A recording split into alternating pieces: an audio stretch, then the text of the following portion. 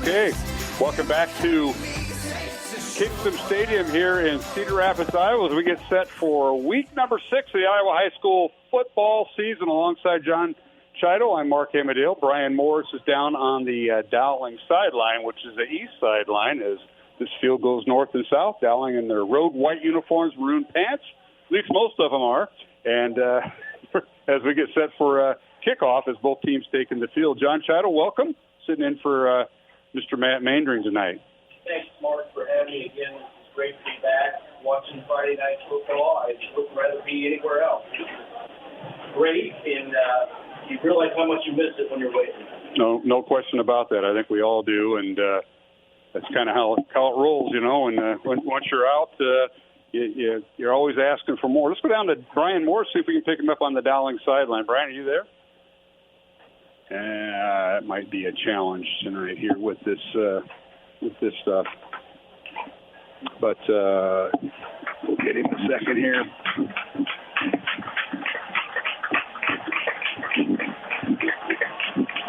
So if you joined us late, kickoff right at 7 o'clock. We've got hockey going on over the hockey arena here at Kingston Stadium. We got football here, and I guess one time there was baseball going on. So we got a little bit of everything, Johnny. Yeah, this is a nice complex. You have the stadium right to the where they play baseball. Nice weather, the right ice arena. I mean, what a great complex, great setting for these kids to be able to play in on Friday Night Live. All right, Brian Morris, are you there? Can you hear us? I can hear you. Oh, can you hear me? Yep, you're good. You're good, Brian. You may have to turn your volume up a little bit. Okay. And you got a little bit of breeze. 84 degrees at game time. Wind out of the south, so we got a little bit of breeze. I'm standing on one with one leg and one arm in the air to get the reception to you guys. So if you don't get me, there's a lot of competing factors up here tonight. But it is beautiful down here, actually. Nice and cool, but the wind is just a little brisk out of the south east a little bit. Yeah, you're coming in loud and clear, so just find that favorite spot and stand in it. I'm not moving. Johnny did it a couple years ago. Remember that, Johnny? No, I know the feeling, Brian. When you find a spot, you just got to stick with it. Yeah. I'm about on the 10-yard line, Mark, just FYI. Okay, well, that's good to know. And somebody's got to stay there. Well, Johnny, what do you see in this team at Kennedy? Remember a few years ago, they were a preseason top 5 team when Dowling played them 1 year ago back in week 1, and they did not make the playoffs. They finished with I believe a record of 3-6 after being preseason top 5. So that was a disappointing season for head coach Brian White, as a coin toss being taken right now. Yeah, when you come with those expectations and you don't meet those expectations, it's kind of looking for a long year. But, I really think they're going to let everything out of their toolbox, per se. You're going to see a lot of different looks from the Cedar Rapids Kennedy team. They like to run under center. They like to run from the shotgun. So it makes it difficult for defense to defend all these different looks. You really can't take plays off. You really got to be sound in your assignments, and hopefully Dowling's able to do that on defense tonight. All right. Well, the coin toss has been announced, and we want to mention, we want to thank our supporters of Iowa Catholic Radio, home and away. And tonight we're on the road here at Kingston Stadium on the campus of, Cedar Rapids Stadium. They share this with 3 other high schools. Those in the Flores, Ashworth Vision Clinic, along with construction professionals, the Catholic Tuition Organization, Skeffington's Formal Wear, Fast Signs in Clyde, along with our First Down and Red Zone sponsor, the Iowa Wealth Management, and Brian Morris with the Jenny Farrell team, Remax Concepts.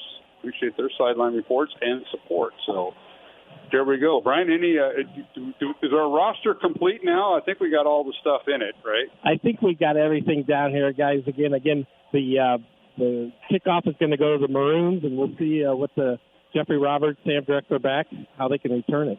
Yeah, and Coach Wilson talked a little bit about that. I appreciate that, Brian. Thank you. They're not going to kick it as Jeffrey. They're going to pooch kick it much like Ryan Kuhn does. Yeah, if you don't have a kicker that can kick it in the end zone where it's an automatic touchback at the high school level, you're going to see a squips kick or a pooch kick, something of that sort. But, you never know. Dowling will hopefully get a return out of this, probably one of the upbacks. We'll see. The high end-over-end kick, it is going towards the end zone, but Drexler from the 3 on the right hash, 15, 20, 30, and he's finally brought down to the 32-yard line. Nice tackle on the open field that time by number 42, and that being Jerron Weber with the stop for Cedar Rapids Kennedy. And here we go, Johnny. 1st and 10 Maroons from their own 32-yard line. And you already have a flag on the field here, so it's a holding against the Maroons, so that's going to bring them back to probably the 15, 14-yard line.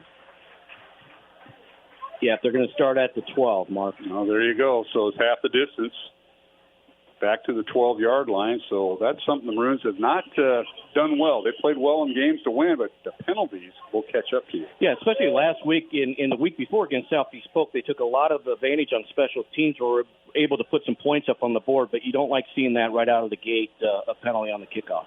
Dowling's offense on the field. Quarterback is Joey Nahas. Handoff to Middleton. Spins out of a tackle. Still on his feet. Fights for yardage across the 15 up to the 16-yard line. And being up 2nd down from the 16, a gain of 4. Yeah, Ian's a downhill runner. He runs hard. He keeps his pad level low, and he's more of that power back. And that's just your basic inside zone run play there. He's able to get about 4 yards out of it, Mark. We'll bring up 2nd down and 6 for the Maroons. Dowling going left to right, north to south. Back to throw. Nahas now wants to run and does. He's got the 1st down. He slides up to the 20.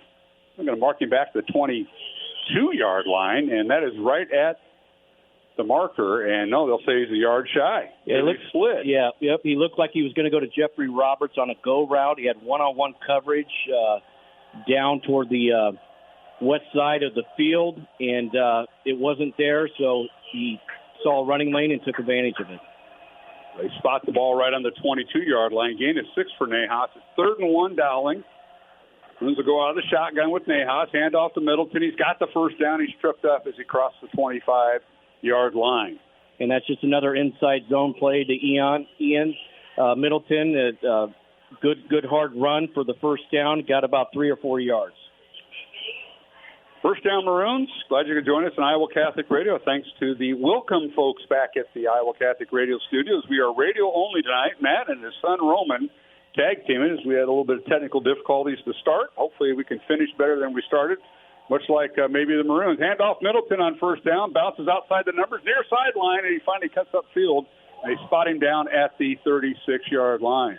So you saw a stacked formation to the west side of the sideline that brought an extra backer out of the box and gave a nice running lane for Ian to pick up that yardage. You're going to see a lot of that, bringing those extra linebackers out of the box to get some numbers inside the tackle box for the Maroons.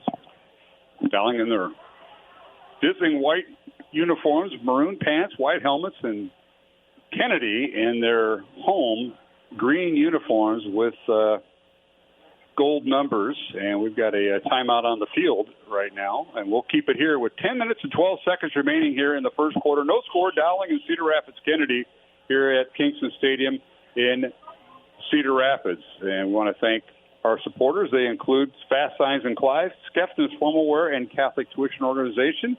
And our sideline reports, Brian Morris, is brought to you by the Jenny Farrell team, RE/MAX Concepts. They've been helping generations of Dowling Catholic families with their real estate investments for almost 30 years. Learn more at jenniferfarrell.remax.com. Brian Morris, come on in. Yeah, guys, Ian Middleton went out of bounds there, and he just unfortunately leveled one of the coaches for Cedar Rapids Kennedy. That's who they're attending to right now. He's up, but I think he took a pretty big shot from Ian. Oh, that's so there's no timeout. I was going to say the timeouts on the scoreboard have not been initiated, so it's an official timeout. And, yeah, we hope that coach is all right. They're attending to him right now. Good point, Brian. And, boy, you just got to be careful on that side. Yeah, you do. You have to be very aware of your surroundings, especially when you have these guys coming at you full speed. And what about the chain gangs? They got to be aware, too. We got a few of those guys we know, don't we, John? Yeah, well, they're dropping the chains and they're running. And one guy in particular, I've never seen him drop the chain and move as quick as he has. Sideline guys got to be nimble, too, guys. Yeah, but you get to follow the play or stay ahead. Look where you're at. You're 50 yards away. Yeah, usually I'm right on top of it, but again, see, they're going back again, guys. They're still attending to. He took a pretty good shot. Yeah. He went backwards and kind of hit his head on the ground a little bit, but again, they're still working with him over there. We're going to take a 1-minute break, and that's a signal to our network stations. We're radio only tonight. Mark Amadale, John Chido, and Brian Morris, Kingston Stadium in Cedar Rapids. 10-12 remaining 1st quarter. Back in 1 minute along the Iowa Catholic Radio Network. Support for Iowa Catholic Radio is provided by Skeffington's Formal Wear, in business since 1951, with locations in Des Moines, West Des Moines, Coralville, and Ankeny. Skeffington's Formal Wear, fitting you for life celebrations. Online at skeffingtons.com. Fast Signs is a custom sign and visual solutions company with an extensive selection of digital signage, interior and exterior signs, banners, and vehicle wraps. Learn more at fastsigns.com. Thank you, Fast Signs in Clive, for your support of Iowa Catholic Radio.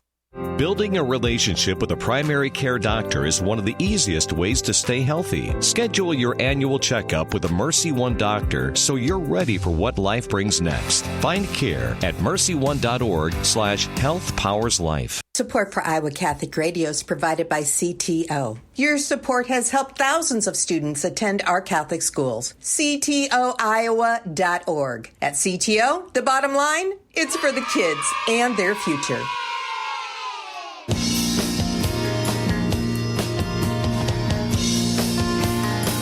All right, we're back here at Kingston Stadium in Cedar Rapids alongside Johnny Title. I'm Mark Amadale, Matt Mandring.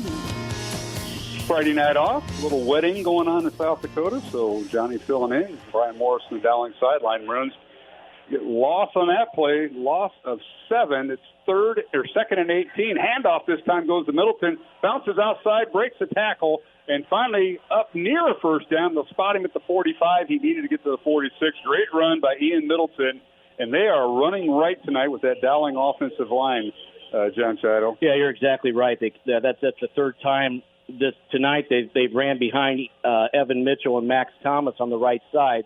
And once Ian gets the edge, he keeps his feet moving and gets north-south quick, and he's able to pick up good yardage there. That was set up the play before. Nahas took a 7-yard sack. Now it's third down and short. They hand it to Middleton, but Kennedy was all over that. They'll bring him down in the backfield, back to the 43-yard line after being at the 45, so a loss of 2. Yeah, and that was a backside tackle, too. A misassignment there. The defensive lineman for Kennedy, I can't quite get the number, but he shot that gap and was able to make that play in the backfield to slow Ian down and come up with a negative loss. So now Dowling's forced to punt. Yep, Schmidt will be in to punt. He's having a pretty good year, Henry Schmidt. 9 punts, averaging 38 yards. Good snap, and gets it away. It's a high end-over-end kick inside the 30. Fair catch signal for. Now they'll let it bounce inside the 20. Takes a Dowling bounce inside the 10, and it'll roll right around the 8-yard line, and that's where Cedar Rapids Kennedy will have their offense starting with 8:15 to go first quarter. No score, Dowling and Cedar Rapids Kennedy. Dowling going, 6-7 plays, and then having to punt. So that's where the Kennedy Cougars will start. Their record's 3-2. Dowling's 4-1. And let's go down to the Jennifer Farrell sideline report. Jennifer Farrell team, Remax Concepts with Brian Morris. Yeah, guys, they tried to run that again off tackle, and it did not work, and Kennedy did a nice job of coming through. Nice punt there by Schmidt, and they got the punter's bounce, so it went about an extra 15 yards on the roll. All right, 8:15 to go here in the first quarter. 1st and 10 from the 6-yard line. They officially put him down, and now they hand it off as they go with the very traditional old-school football. Yeah, I formation. That was just a lead play to Demarion Orr that went for about 2.5 yards straight through the A-gap there between the tackle or the guard and the center. So Orr pick up a 2, they call it. So William Woodring, 5'11", 190-pound senior quarterback, going for 672 yards and 10 touchdowns on the year, 3 interceptions. And they got one back in the backfield. This time they spread Dowling out, 2 receivers right, and they give it to Orr. And he's hit and dropped. He tries to go over right guard and tackle and trying to spring it outside, and he's hit and dropped at the line of scrimmage, maybe a yard up to the 9. They'll bring up 3rd and long for Kennedy. Yeah, that time Kennedy had their fullback offset to the left side with their tight end. They did a shift to the right side to try to get the numbers there. Dowling adjusted well to that, and I think it was Bonanno and was it Jackson Miller on the tackle, Mark? Okay, and Bonanno wearing a different number tonight, 26. instead of his usual 30. So we'll keep that in mind. Back to throw is Kennedy. Back to throw he goes. Fires out. Caught by Terry Boyd. His first catch, his 8th catch of the year. And a quick slant right over the middle. Yep. First down, Kennedy, the 21. That's just a catch and throw, Mark. Right on time, right in rhythm, right before he got to the linebacker. And he also took a big hit there and was able to keep a handle on the football. A lot of times when you're going over the middle there, you kind of get your eyes looking up to expect that hit, and that was a good job by the receiver for Kennedy to hold on to the football. 13-yard catch, first down, Kennedy. Now a little swing pass out in the near flat, caught, and gets up to the 25, a gain of 4 as the quarterback found it's one of the smaller receivers he has in his lineup, Lawson Neighbor, and he's thrown to 4 different receivers for touchdowns this year, so they're going to spread them out. Terry Boyd was one of them. Lawson Neighbor, along with Dawson Dougherty, Braden Peck, and Deacon Cusera, as you talked about, the tight end. That's who are the 4 that have caught for touchdowns this year. So it's 2nd and 6 from the Kennedy 25. No score, Dowling and Cedar Rapids Kennedy here in Cedar Rapids. Handoff goes to Orr, and he bounces outside. He's got the first down off right tackle. Found a little gap, and he's up to the 35-yard line, gain of 10. Nice play to break that to the outside. He caught Pagano leaking inside and had a bad angle on the tackle.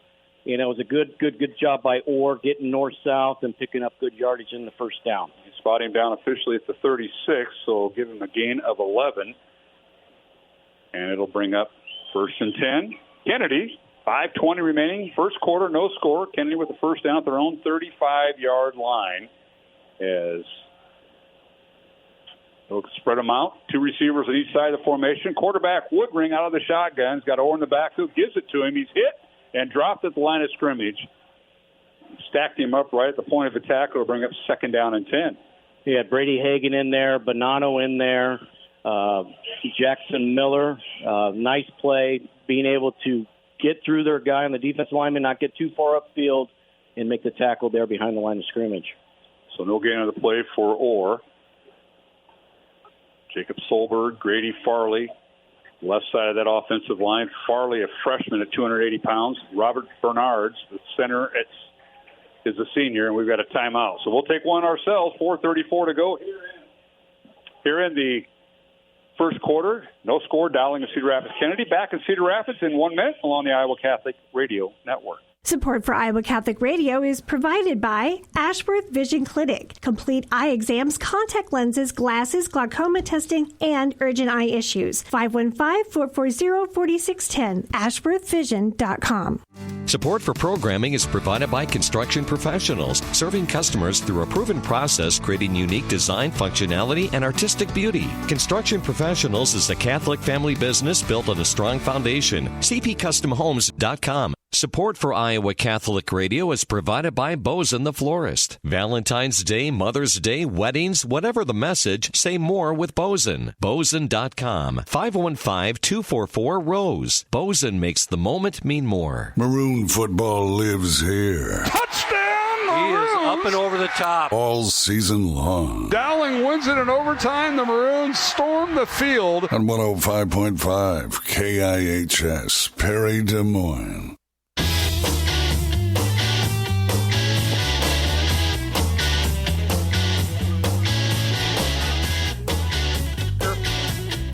Back at Cedar Rapids, and now on 2nd and 10, a little flare pattern near side, incomplete, broken up nicely by Dowling. Lawson Neighbor, the intended receiver, on the pass from William Woodring, the Kennedy quarterback. And Johnny, he just rolled to his left, and Dowling had good pursuit there and had the everything covered up, it looks like. And they're going to call a legal man downfield, I believe, Mark, on Kennedy. And it's incomplete, and I think Dowling going to decline it? Yeah, they declined it. Okay.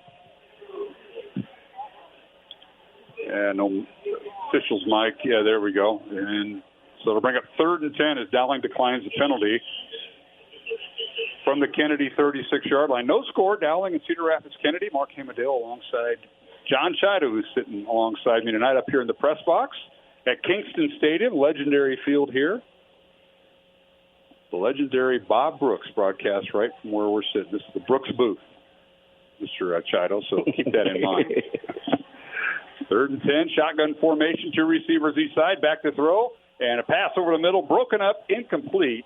Nice job by Woodring, tried to stick it right in there, but a Dowling hand got in on it, and the intended receiver was Dawson Doherty, and Doherty couldn't come up with it. Yeah, it was Jackson Miller on the coverage, and it was a great inside coverage because that slant route's hard to cover, especially with the linebacker on a receiver.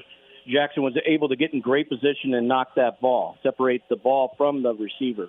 Good job by Jackson. All right, Christian Garcia into punt. Averages 40 yards a punt on 18 punts this year. Jacob Solberg, the snap, gets it away, and now penalty flag's down. This is all going to come back. Drexler back deep for Dowling at the 25-yard line.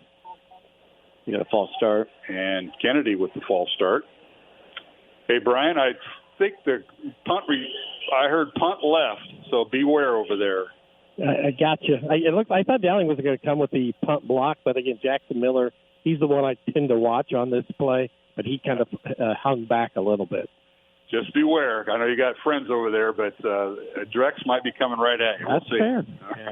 I'm nimble still. All right, 4th and 15. They back him up 5 yards to the 31. Here's the punt. Gets away Drexler from his own 33. Tries to make a move, and he's going to be brought down. Great individual effort that time by Kennedy. And I think the gunner got down there, number 55, making the stop. Jacob Solberg, the long snapper, and makes the stop. Also the starting left tackle. How about that? Yeah, that was a great job. He's the gunner's the first one down the field after they snap the ball. And great job breaking down and making that tackle, open field tackle for the big guy. That's a tremendous tackle for what number is 55? Solberg. Solberg. Great job by him. Hey, Brian, you're off the hook, by the way. Yeah, thank you. I hope they get a touchdown this way. They got twins out the left side. Yeah, there you go. Could happen.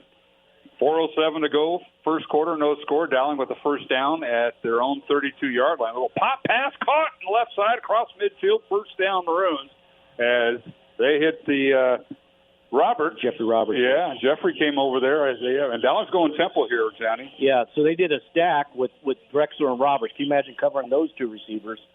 You have press coverage with one guy over the top, and he was able to get inside release, and there was nobody there. Great catch and throw. So Roberts gets the first down, and now here is Drexler on the reverse and trying to make a move, gets outside the numbers, down the near sideline, and he's finally run out of bounds by Kennedy right at the 40-yard line. So he'll gain 7. They'll bring up 2nd and 3. And that's a jet play that Dowling calls it. They bring Sammy Drexler in motion. It's a little flip to him, more to the outside, able to turn it up and get 7 yards out of it. And it's the jet sweep without the handoff. It's jet sweep. So if you drop it, it's an incomplete pass. That's right. And that's what Nahas does. He kind of does a little push-forward pass. Yeah. All right, here's the snap. Handoff goes to Middleton. Right up the gut he goes. Finds the seam. Still on his feet. Carries tacklers down to the 30-yard line. He'll pick up 10 yards and a first down for the Maroons. 1st and 10 Dowling from the Kennedy 30, and that's Ian Middleton. Yeah, great job inside zone. You're going from one A gap to the other A gap, and nice cut back by Middleton. Good pickup on first down, and that's what Dowling need to do. Stay ahead of the chains, especially on first down. So first down Maroons. A bunch set to the left. Dowling going left to right. So 3 receivers to the left. Here, hand off to Middleton. Spins out of a tackle at the 30 and falls forward down to about the 27-yard line. They'll give him a gain of 3. And that's the first time I think we've seen tonight they've run to that left side behind Big Carter Barrett, number 77, and Josh Miller, number 55. And that's good yardage. First down now brings up 2nd and short. There's a lot of different things you can do here. Cade Krause, the center for the Maroons, and now a little lateral pass to Drexler. Tries to get outside the numbers with Roberts and Middleton blocking, and he does, and he's inside the 25. I'm not going to spot him down right about the 24-yard line for a gain of 3. A short gain, but they went outside the numbers there. Yeah, that time he had the fullback, Quinn Schmolbach, and he split out again for that extra blocker. And he does all that dirty work you're talking about behind the scenes, able to put on a good block to get positive yardage out of that short screen pass to the short side of the field. Evan Mitchell is the Dowling right guard. Max Thomas is the right tackle. Offensive line has been the same most of the year. Josh Miller, the left guard, and Carter Barrett the left tackle, and now Dowling doing the check with me. 2 seconds on the play clock. They got to get it off, and I'm going to call timeout. So Coach Wilson will call time, and we'll keep it here with 2:37 remaining in the first quarter. No score, Dowling and Cedar Rapids Kennedy here from Kingston Stadium in Cedar Rapids. Mark Hamadale, John Chido. Let's go down to our Jenny Farrell sideline report. The Jenny Farrell team helping generations of Dowling Catholics with their real estate investments for almost 30 years. Learn more at jenniferfarrell.remax.com, and that is Brian Morris on the far sideline. Brian? Yeah, Dowling went to the check with me, and then Coach Wilson was yelling out a play, and I don't know if all the players could hear it or not. Then they got some confusion, so they just took the timeout, regroup, reset. Again, they're doing a nice job on this drive, driving the ball down the field. They want to keep this momentum and not have it stall out. Yeah, and that's a big key, Brian. That's a good point. And Johnny, you can concur, not having drive stopped by penalties or something else breaking down. Misalignment, those type of things, that drives a coach nuts. When you can't get lined up right or misassignments and penalties, big thing when it gets behind the chains. All right, it's 3rd and 5 for the Maroons. Line of scrimmage is the Kennedy 24-yard line. Handoff Middleton, bounces outside as he goes left, tries to hop a tackle, and he's brought down. I think he's shy of the first down or right at it. Depends on the spot. Bring up 4th down. Now you're going to have that big decision early in the game, whether you're going to go for it on 4th and shorts or try the long field goal. And it looks like Dowling's offense is staying on the field here, Mark. They're going for it. Line of scrimmage is a 23, a gain of 1. And it's 4th and 4. Dowling has to get inside the 20 for a first down. Sticks are right on the 20. 2 minutes remaining, first quarter, no score. Dowling and Cedar Rapids Kennedy. Maroons are doing a check with me. 7 on the play clock, and now Nahas puts a man in motion, and here's that jet sweep. This time they run it to Roberts. He can't get outside. He stood up, still on his feet, and finally dropped, and he'll lose yardage back to the 26-yard line, and Kennedy takes over on downs. Yeah, that's a great job by Cedar Rapids Kennedy, making that play go to the sideline, not letting Jeffrey Roberts get his shoulder square, and he could not find a lane to get upfield, and they just kept on moving it to the sideline until he ran out of room. Good job by Kennedy's defense. So Kennedy will take over 1st and 10 from their own 26-yard line. They just couldn't get – that's a jet sweep they ran in the second play of this series. They ran it to Drexler this time, same play, and Roberts had no room to run. Yeah, this time it was to the wide side of the field until the first one was the short side of the field. So a little bit different defensively there. So Kennedy will take over on downs, and quarterback Woodring hands it off to the tailback, and it's still Demarion Orr, number 22, who's rushed for over 300 yards and a pair of touchdowns this year. And Orr with the short gain up to the I'm going to give him 5 up to the 32-yard line. Nice job, right over the A-gap, right over center. Yep, that's just a straight lead play there, and Orr does a good job in between the tackles running the football, and now you got 2nd and short. It gives you some options here on offense. Kennedy going right to left, south to north, and Woodring fakes the handoff, keeps the football, and he picked up the first down. He crossed the 35. It's up near the 38-yard line, picks up 6 yards from that read option or wherever. That's going to be more of a quarterback counter type, where that's a direct QB run, so it's more of a quick hitter. You get the defensive, especially the linebackers are down going one way, and the quarterback goes back the other way, and you have 2 of the backside guard and tackle pulling up the hole.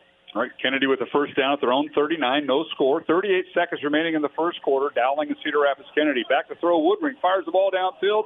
The pass is incomplete. He overthrew both his receivers. He had Dawson Doherty on one area, and I believe it was Brayton Peck the other, and he overthrew them both. A little bit of miscommunication on both Doherty and Peck with their receivers. It looked like Kennedy's quarterback wanted to throw it deep, and the receiver cut the route out a little bit too short. It stops the clock with 30 seconds remaining here in the first quarter. No score. Dowling and Kennedy. Kennedy with a 2nd and 10 from their own 39-yard line. They'll send 2 receivers to the right, tied in on the right, and 2 backs in the backfield. Back to throw is Woodring, and now he throws on a tight end screen and throws to his tight end, Deacon Kucera, and he's got the catch, but he gets up to the 42 or 3-yard line, gain of 3 or 4, but shy of the first down, Johnny. Yeah, that's a nice little play. All the action's going one way, with the tight end coming back with the delayed screen to the short side of the field. good tackle, good open field tackle by Dowling's defense. I believe it was number 6 is. And with that play, it'll bring up the end of the first quarter as Carlos Blunt with making the stop. So I'll get better as it goes on. Coming to the end of the first quarter, our score, Dowling nothing and Cedar Rapids Kennedy nothing. Back to Kingston Stadium in Cedar Rapids in 1 minute. You're listening to Dowling Catholic Football along the Iowa Catholic Radio Network. Lumen Media of the Diocese of Sioux City Office of Communications offers Diocesan News Weekly. Here's what's coming up in Lumen Notes. OCIA workshops help teams in their ministry. A new podcast helps OCIA teams prepare spiritually. Carroll Area Nurse serves homeless veterans. Mentor families help those new to St. Edmund School in Fort Dodge. And Body Literacy Program offered for young girls and their parents. See these features in the latest podcast in the next Lumen Notes. Support for Iowa Catholic Radio is provided by Ashworth Vision Clinic. Complete eye exams, contact lenses, glasses, glaucoma testing, and urgent eye issues. 515-440-4610. AshworthVision.com. Support for programming is provided by Construction Professionals, serving customers through a proven process, creating unique design, functionality, and artistic beauty. Construction Professionals is a Catholic family business built on a strong foundation. CPCustomHomes.com.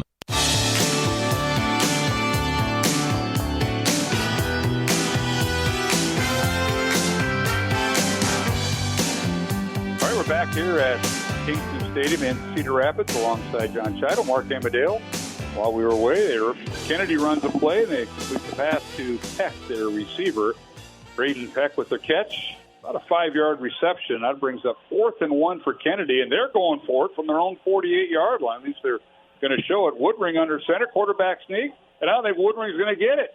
He's hit and drop. Where is the as Coach Mandering says, left foot, right foot. Where's the spot here? Well, nobody blocked Bonanno on that play, and he was literally behind the quarterback, tugging on him, and he couldn't get any leverage. It's going to be close, Mark. They have to get just to the 49-yard line, and I think he's got it. Oh, yeah, he's got it. If they bring the sticks out, or I don't think they do that anymore. Let's go down to our Jenny Farrell Team Remax Concept sideline reporter, Brian Morris. I'm calling it from here. I think it's a first down. Yeah, they are bringing the sticks out, guys. It looks like it's awful close, but I do think they're going to have it. It's right at the 49-yard line, which is where he needed to go. Oh, no, short. Close. Oh, man. That's when you bring the credit card in, and there's a little gap there. And that's where you're hoping Kennedy says, decline that credit card. First down Dowling, as they do hold. The Maroons do. And that's right at the Kennedy 49-yard line. You mentioned Bonanno. Oh, that was a great job by Anthony Bonanno, just tugging on the quarterback and then letting Hagan and the big guys up front stop the momentum of Woodring to get the first down. So we're underway here in the second quarter. No score. Dowling defense holds on downs and runs for the first down at the Kennedy 49-yard line. As Joey Nahas, a quarterback, he gives it to Middleton, and he's going to struggle to get back to the line of scrimmage, and he won't. He'll lose a yard back to midfield. 2nd and 11 from the 50-yard line coming up. And Kennedy has done a good job of figuring out when Middleton's going to get the ball. Yeah, that time they shot the gap and were able to stop his momentum in the backfield, and Middleton could get none of his legs moving forward and just stop him right in his tracks. 2nd and 11, Nahas hands it off right side to Middleton, and this time he's got some yards. Blast through a hole. He's across the 45 down to the Kennedy 42-yard line, and he'll pick up 8. Yeah, great run there by Ian over that right side of the line. Big hole. I think you could have ran through that hole, Mark. That was so big.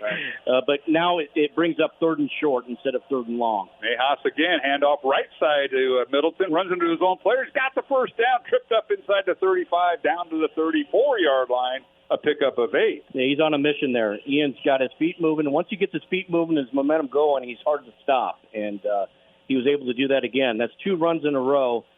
Good blocking up front. That time was the left side of the line with Josh Miller, or the right side of the line with Josh Miller and Carter Barrett. Pickup of 9, 1st and 10 Dowling from the Kennedy 33. 3 receivers split out wide left. Dowling going right to left, south to north here at Kingston Stadium. Back to throw Nahas, looking for those three receivers. One of them fires towards the end zone. He's got Roberts open, and it's incomplete. A lot of hand fighting, but incomplete. Yeah, Sammy Drexler on the route. You had two defenders there. The ball was thrown to where no one could get it other than Sammy, but it was thrown a little bit too far ahead of him. What did the other two receivers do with Drexler, Roberts, and I think it was Jimmy Nahas, the other receiver? Yeah, both. You had one look on one side where it's kind of a stop, screen over on the right, and then a go route on the left side. So you have that matchup, but Kennedy didn't fall for it. They had two guys back there. The safety stayed where he was supposed to and made a good play. Dowling with two tight ends. They put Roberts on one side and Drexler on the other as receivers. They go right up over the middle and hit and drop is Middleton. And they're going to give him forward progress to the line of scrimmage, and that's it. And it brings up 3rd and 10 Dowling from the Kennedy 33. No gain on the play. Yeah, good job by Kennedy's defense to stop the momentum up front. It puts Dowling in that 3rd and long situation where you don't want to be. Kind of limits what you can do here. But this is a big play early in the game here. There's no score. All right, back to throw is Nahas. Looks right, throws right. He's got a man open, and he overthrows it in the end zone. Incomplete, and that was Roberts. Just the ball a little overthrown along the right side of the formation along the Dowling sideline. You want to see Joey Nahas put a little bit more air under that because Roberts had one-on-one coverage, man coverage. He had his man beat. He had a couple steps on him. The ball was a little bit overthrown, Mark. All right, 4th and 10. 9 minutes remaining, second quarter. No score. Dowling and Cedar Rapids Kennedy. Dowling comes in ranked 3rd this week on the 5A top 10. Maroons are going for it. A little bit out of the field goal range of Ryan Kuhn. Maroons with two receivers on each side of the formation. 4th and 10 from the Kennedy 33. Back to throw Nahas. Looks right, throws right. At the first down marker, the pass is caught out of bounds. But did he get enough for the first down? It doesn't look like it. No, they're going to be about a half yard short. Great ball thrown by Nahas, but he was just a bit short. Brian Morris, go down to you. Didn't see the receiver because he was taken down immediately. Yeah, that's when the receivers got to go to the 11-yard mark and then bring it back, because I think he kind of cut right there at the 10-yard mark, and then he came back and they were a half yard short. But give Kennedy's defense some credit, guys. They're doing a nice job of getting some pressure on Nahas. On the run, we've had a few long runs, but Kennedy's defense is fighting pretty hard tonight. Yeah, it's like that bend, don't break, Brian, right? I mean, they're keeping everything in front of them for the most part. They really are. Again, I've been thoroughly impressed. We get Dowling, this is kind of different for them, right? Long road trip, just getting their legs under them. Yeah, we saw this against Dallas Center Grimes earlier. Now the ball's loose. Ball on the ground after the handoff goes to Demarion Moore, and Dowling's got it at the 23-yard line. Brian might need your help because it was Maddox Capola came up with the ball. There you go. Maddox Capola with the recovery, and Dowling back in business. Yeah, Maddox coming up from his free safety position, being able to jump on that football. The ball was on the turf for a little bit there and kind of jostled around before Maddox jumped on top of it. So for Capola, let's see if Dowling can capitalize on that, Mark. That's the first turnover of the game. It is. 8:45 to go, second quarter. Dowling with the first down at the Kennedy 24. Nahas out of the shotgun. He's got one back in the backfield, and he's got three receivers left. He'll look left and throw to one of them. That's Drexler. Gets outside the numbers at 20, stops at the 15, and finally run out of bounds right at the 15-yard line.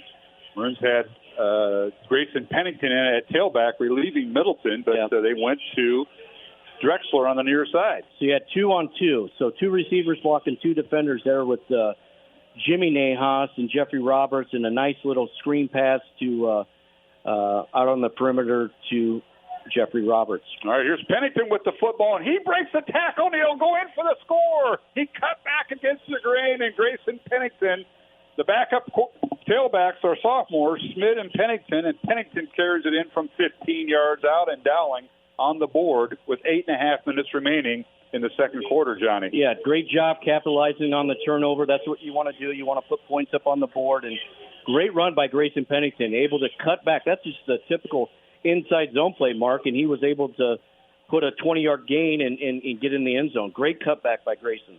2 plays, 24 yards after the Maddox-Capola fumble recovery. And Ryan Kuhn in for the extra point. The hold by Ethan LaCava, and the snappers Jack McLaughlin. And Ryan Kuhn puts it through. So Dowling leads at 7-0, 8.5 minutes to go here in the second quarter. We'll return to Kingston Stadium in Cedar Rapids following this break on the Iowa Catholic Radio Network.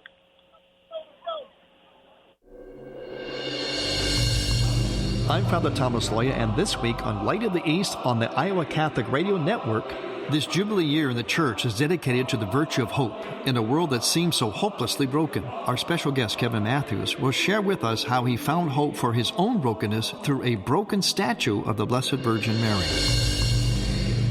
Light of the East, Sunday mornings at 10:30 on the Iowa Catholic Radio Network.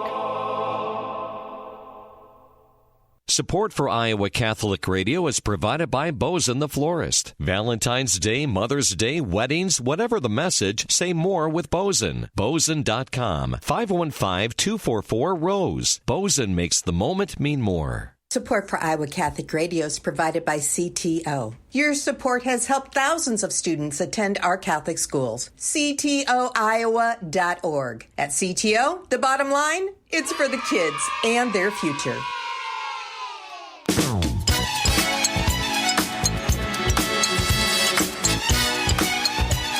All right, we're back here at Kingston Stadium in Cedar Rapids alongside John Scheidel. I'm Mark Amadale, ready to join us. Friday night high school football, week number 6, October 2nd, 2025, and Dowling leading 7-0 here in the second quarter with 8.5 to go. Here's a kickoff by Kuhn, fielded by Cedar Rapids. Kennedy at the 7. On the return, hit and dropped at the 20-yard line is the return man for the Cougars. And, boy, he hit, it was Keegan Masson on the return, and he was hit right at the 20-yard line. I believe it was Anthony Bonanno again, or is that, no? Yeah. We're in 26 tonight. Yeah, 26. It got me a little bit off my game, trying to look back down at the sheet, but another great tackle, open field tackle. There you go. Let's go down to our Jenny Farrell sideline report, the Jenny Farrell team, Remax Concepts. Brian Morris, come on in. You know, guys, there's a special listener out there tonight, 95 today years old, Carl Schnoblin. Probably one of the oldest Dowling fans out there right now, 95 years old today. Happy birthday, Carl. Yeah. C&K Printing, I remember bringing a lot of programs from his business on the south side back to the Dowling Athletic Office on game day. Right there on Southwest 9th, Mark. Absolutely. I hope Carl's having maybe a cocktail right now. That's fantastic. Happy Well, birthday. he can because we don't. Not until later, maybe. Yeah, speak for yourself. Back to the game, or on the carry from his own 21-yard line, gets up to the 28-yard line. So Kennedy gets 7 yards on first down.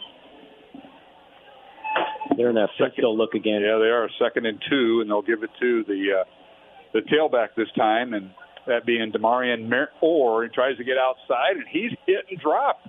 Johnny, he couldn't get the corner turn, much like Roberts couldn't for Dowling on the jet. Yeah, he's not able to get the edge. Dowling set the edge very, very well there and was able to string it out and let the linebackers come up and make the tackle. Good job. Gain of 1, so that brings up 3rd and 2 for Cedar Rapids Kennedy. From their own 29-yard line, 7 minutes, 40 seconds remaining in the first half. Dowling leading 7-0. Both teams have 2 timeouts remaining in the first half. And now they'll flip-flop the tight end to the left side. They'll give it to Orr, left side. He's got the first down and more. He's finally tackled in the secondary as he's tripped up at the 36-yard line, gain of 7. Well, he's like he was shot out of the cannon there. Boy, he hit that hole hard. Low to the ground. Nice job by Orr. They shift the tight end and the fullback over. Dowling tried to shift down with them, and Orr was able to shoot the gap really quick and get upfield and get the first down. So first down, Cedar Rapids, Kennedy. We got legal motion. Legal motion, yeah. And now a penalty against the Cougars. So that'll back them up 5 yards. That got them out of first down range in an earlier drive. And this one will put them back to the 24-yard line. Wow. Yeah, now Dowling's got Cedar Rapids Kennedy in a 3rd and long situation, which you want to have as a defense. 3rd and 7, they'll call it from the Kennedy 24. They'll spread everybody out, 2 receivers on each side of the formation, take out the tight ends, 1 back in the backfield, and that is Orr. Quarterback is William Woodring. Sends a man in motion. Woodring rolls out to his right on the snap, fires the ball downfield, threw it behind his intended receiver, Dawson Doherty, and it's incomplete, and they'll bring up 4th down. That time Doherty came in motion, and I saw this a little bit pregame. They're warming up. When he comes in motion, he's going to come out and do that out route to the flats. A good throw by Woodring. Is just mishandled a little bit. Threw it behind him. Yeah, maybe catchable. Yeah, a little bit that's a tough catch to have when it's on your back hip like that. So bringing the punting unit for Kennedy, Andrew Ritchie. He's been averaging, or rather Christian Garcia, the punter, averaging about 40 yards. Gets the punt away. Boomer. Drexler's going to let it bounce to the 45 and goes out of bounds to the 43. So Dowling's offense will start 1st and 10 from their own 43-yard line. 6 minutes, 54 seconds remaining. First quarter. And Dowling leading 7-0 here at Kingston Stadium. A hockey match going on across the parking lot. So a full house here in the parking lot. Let's go down to our Jenny Farrell's team Remax Concepts sideline report. Brian Morris, come on in. Yeah, there's a Dowling Maroon on the field, guys. I don't want to say the number till I know. But he's down. The coaches are out looking at him. But he's kind of on the ground. I don't know if he got hit a little bit, but he's moving around fine. Yeah, the Dowling trainer, Sarah Machad, out there, and that is Kyle Schumacher, who's shaken up, backup linebacker, but plays a lot of different positions, including special teams, and he's walking off under his own power with Coach Wilson and Sarah Machad. Yeah, that was a bang-bang play, and then I thought they were going to get running into the kicker, but the kicker was able to get the ball off and take one step, and he looked like his left foot or right foot kicked Schumacher, and that's what caused him to go down. Schumacher, one of the bandit linebackers, he and Jackson Miller, and he'll go off under his own power. Hopefully he's all right. Dowling's offense on the field, 1st and 10 Maroons from their own 43-yard line. Just under 7 minutes remaining. Play action fake. Back to throw is Nahas. Fires it downfield for Drexler, and it is caught at the 20, 10, 5, touchdown. He took it away from the defensive back inside the 10 as he bobbled it, Johnny. Yeah, you had double tight, 2 receivers, one to the right, one to the left. That was all in the formation, two go routes, and it was just a catch by Joey Nahas and a throw in rhythm, on time, and Sammy went up and made a play on the ball and was able to get it, and not only that, get it in the end zone. Yeah, it was initially bobbled, and then he took it away because the defensive back was involved there too, but 43 yards on the touchdown. Nahas to Sam Drexler. Now Ryan Coonan for the extra point, as the holder for the Maroons is Ethan LaCava. McLaughlin on the snap, and the extra point is up and through. So the Maroons lead it 14-0 with 6:44 remaining here in the second quarter. Alongside John Chido, I'm Mark Hamadale. Brian Morris on the Dowling sideline. Dowling 14, Cedar Rapids Kennedy nothing. Back after this 1-minute break along the Iowa Catholic Radio Network. This is Father Joseph Aitona from the Fathers of Mercy. We need Catholic radio to spread the truths of Jesus Christ and His Church. The more we feed our souls with good, solid, orthodox content, which is faithful to the magisterium of the Church, the more we can love God and spread that love to our neighbor. Iowa Catholic Radio is needed now more than ever. Life's buzzing with energy, and every moment is powered by our health. At Mercy One, their caring doctors focus on just that, so you're ready for what life brings next. Find care at mercy1.org/healthpowerslife. Fast Signs is a custom sign and visual solutions company with an extensive selection of digital signage, interior and exterior signs, banners, and vehicle wraps. Learn more at fastsigns.com. Thank you, Fast Signs in Clive, for your support of Iowa Catholic Radio.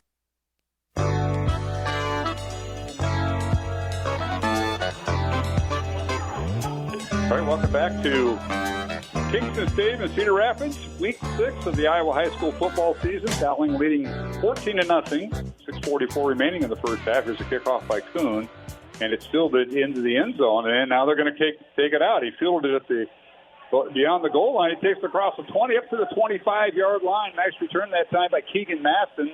The first time he brought it back, he got blasted at the 20, and this time he received it because the ball breaks the plane of the goal line. He can't touch back, but his feet did, and then he returned it, and that's a pretty good return of 26 yards, and that's where Kennedy will start 1st and 10 from the home 26-yard line. Let's go down to the Dowling sideline. That's where Brian Morris is at with our Jenny Farrell team Remax Concepts sideline report. You know, guys, this game is reminding me a little bit of the Dallas Center grind. You got to move, Brian. You just got cut off. I did get cut off. There you go. Now you're better. I don't know what. You're all by yourself down there. There's a They hand it off, and going nowhere backwards is Kennedy back to the 20-yard line. Johnny, a loss of 6 there. That was Jack McLaughlin, shot the gap at his nose guard position and made the tackle in the backfield. Great job by McLaughlin. I don't think anybody touched him, Mark. So the ball on the loss back to the 20-yard line, a 6-yard loss for the quarterback that time of Kennedy Woodring. So it'll bring up 2nd and 16. We'll move their tight ends to the left side of the formation. Woodring, toss play to left side.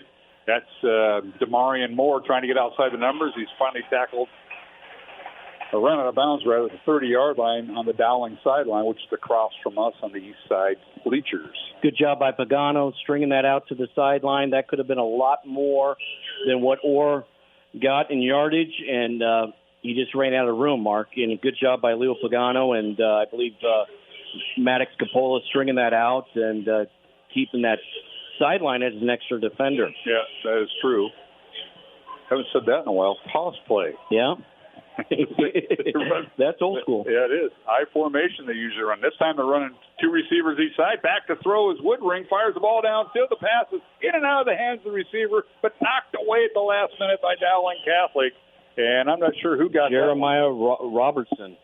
Robertson, yeah. Good play. I'm sorry, Robert. You're right, Robertson. Knocked it away. He was beat a little bit and was able to recover and find the football and get his hand up and knock it down. Brian Morris, I remember you doing stuff like that. You got beat, but then you recovered. That definitely happened. But a good play by Robertson. Yeah, he did a nice job on that defensive back play. 4th and 8 for Kennedy. And they got him again. Gets the punt away. Contact in the backfield. Dowling's going to let the punt go out of bounds inside the 50, right around the 48 or 9-yard line. But no flag down here, Johnny. That's twice now they got real close. Yeah. So no return by Drexler as a short kick. Maroons will have a first down at their own 48-yard line. Great field position again.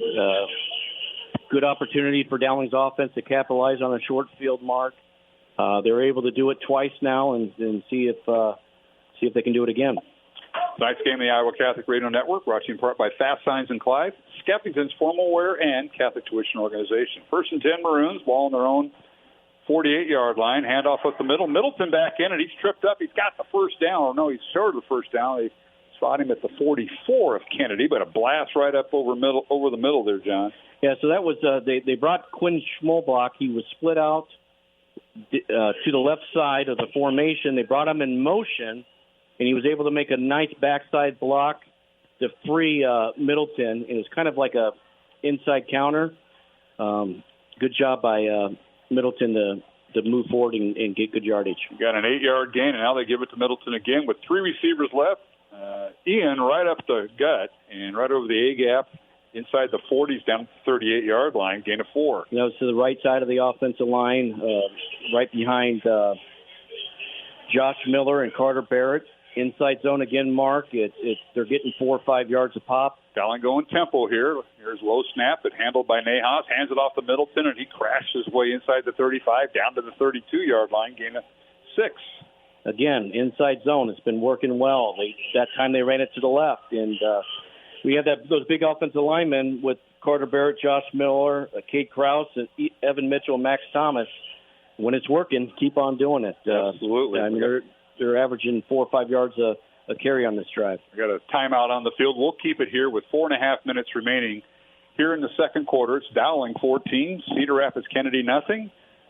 Here on Iowa Catholic Radio tonight, radio only. We'll be back in Valley Stadium the next 2 weeks. Dowling takes on Waukee next Friday night, and they'll take on Centennial the week after before finishing the regular season at Marshalltown 3 weeks from tonight. So this is one of 2 road games left for the Maroons. I want to thank Friends of a Catholic Worker. They will give away free coats and winter gear to the low-income and homeless population of Des Moines on Tuesday, November 25th. Learn more about this cause at friendsofcatholicworker.com. And we want to thank everybody that participated in the Iowa Catholic Radio Fall Fundraiser this past week. The station goal was $200,000, and your gift is tax deductible. We appreciate all the supporters of Iowa Catholic Radio. You can donate now by going to iowacatholicradio.com. But thanks to all who have supported Iowa Catholic Radio, a nonprofit.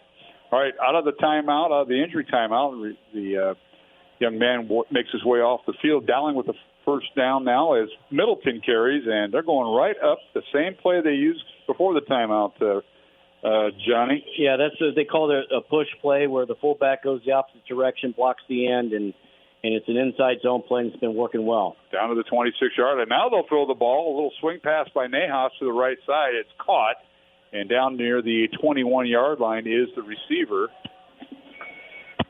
And that's the tight end. Yeah, we don't see that very often. We'll get in here in a moment. Maroons going tempo as the ball is down to the 21. They give it to Middleton, and he's on the ground again inside the 15, down to the 10-yard line, a gain of 11 for Ian Middleton. Good job running the football. He's really getting that extra burst once he gets through the line, keeping his feet moving. Good drive. A lot of it all on the ground, a couple short passes, but for the most part, it's been inside zone on this drive. All right, Kennedy's going to use a timeout here with 3:38 to go in the half. Dowling leading 14-0. Maroons first and goal at the Kennedy 10. Brian Morris, so we'll swing it down to you. Who was the tight end that made the catch, but we forgot about it? It was number 32, Leighton Oldfield, the sophomore. Okay, yeah, Leighton Oldfield, 6'2", 195-pound sophomore. And we'll make sure he's in the books. Yeah, Dowling had tempo going there on offense, and again, they were getting about 8 or 9 yards a chunk every play, and Kennedy coaches decided their defense was a little gas, guys, so they called that timeout to give them a little breather.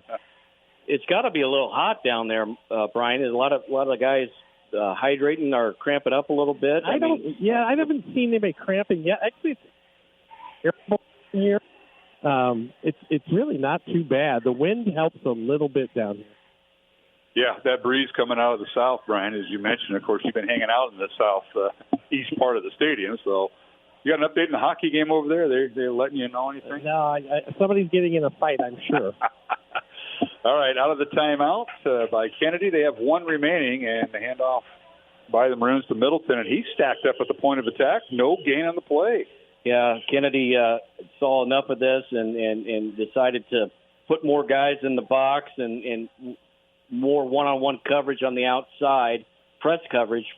And so Kennedy had the numbers inside the tackle box that time. All right, this will bring up second and goal, Dowling from the Kennedy 10. This will be the 8th play of the Dowling drive. We started back at their own 48-yard line. Nahas now moves his tight end Schmolbach from one side to the other. Passes in the end zone. Pass is incomplete. Intended receiver was Roberts as Jeffrey broke off the route on a kind of a crossing pattern, but the defensive back had the ball go off of him of Cedar Rapids Kennedy. Yeah, if you're looking at that, a lot of people say that's pass interference, but the defensive back has just as right to that football as the receiver, and that time Kennedy's defensive back did a good job finding the football, and then the contact was made after he knocked the ball down. Maroons going with an extra tight end, 3 receivers to the left. They fake the handoff to Middleton over the middle. They throw it incomplete. The intended receiver was, I believe, Drexler, and he dropped it in the end zone. There's a good ball thrown by Nahas, but Sam couldn't hang on to it. Yeah, that's a little kind of a pick play, Mark. It was you had Roberts and Drexler both lined up in a stack formation to the wide side of the field, and one ran a slant and one ran an out, and it was a good job, good timing. The ball just got thrown a little bit low. Could have been catchable, but still would have been a tough catch. All right, a 28-yard field goal by Ryan Kuhn being attempted. Ball's pretty much in the center between the two hashes. Ball's down, kick is high enough, long enough, and it is good. So Ryan Kuhn on a 28-yard field goal tacks on more scoring for the Maroons. Dowling 17 and Cedar Rapids Kennedy nothing with 2:45 remaining. Here in the second quarter, we'll take a timeout and come back to Kingston Stadium in Cedar Rapids along the Iowa Catholic Radio Network. This is a segment about small Catholic innovations that made a huge impact from the OSV Institute for Catholic Innovation. Long before Wimbledon, a group of Catholic monks in 12th century France were taking a break in their courtyard. I imagine it went something like this. A monk, I'll call him Brother Leo, shouts, "Take this, Brother John." He tosses a ball to Brother John. And Brother John, a little startled, swings his hand, smacks the ball back, yelling, "Take this, Brother Leo." On and on they play until their superior comes marching out, yelling, "What are you two doing?" Brother Leo replies, "It was just a game of take this."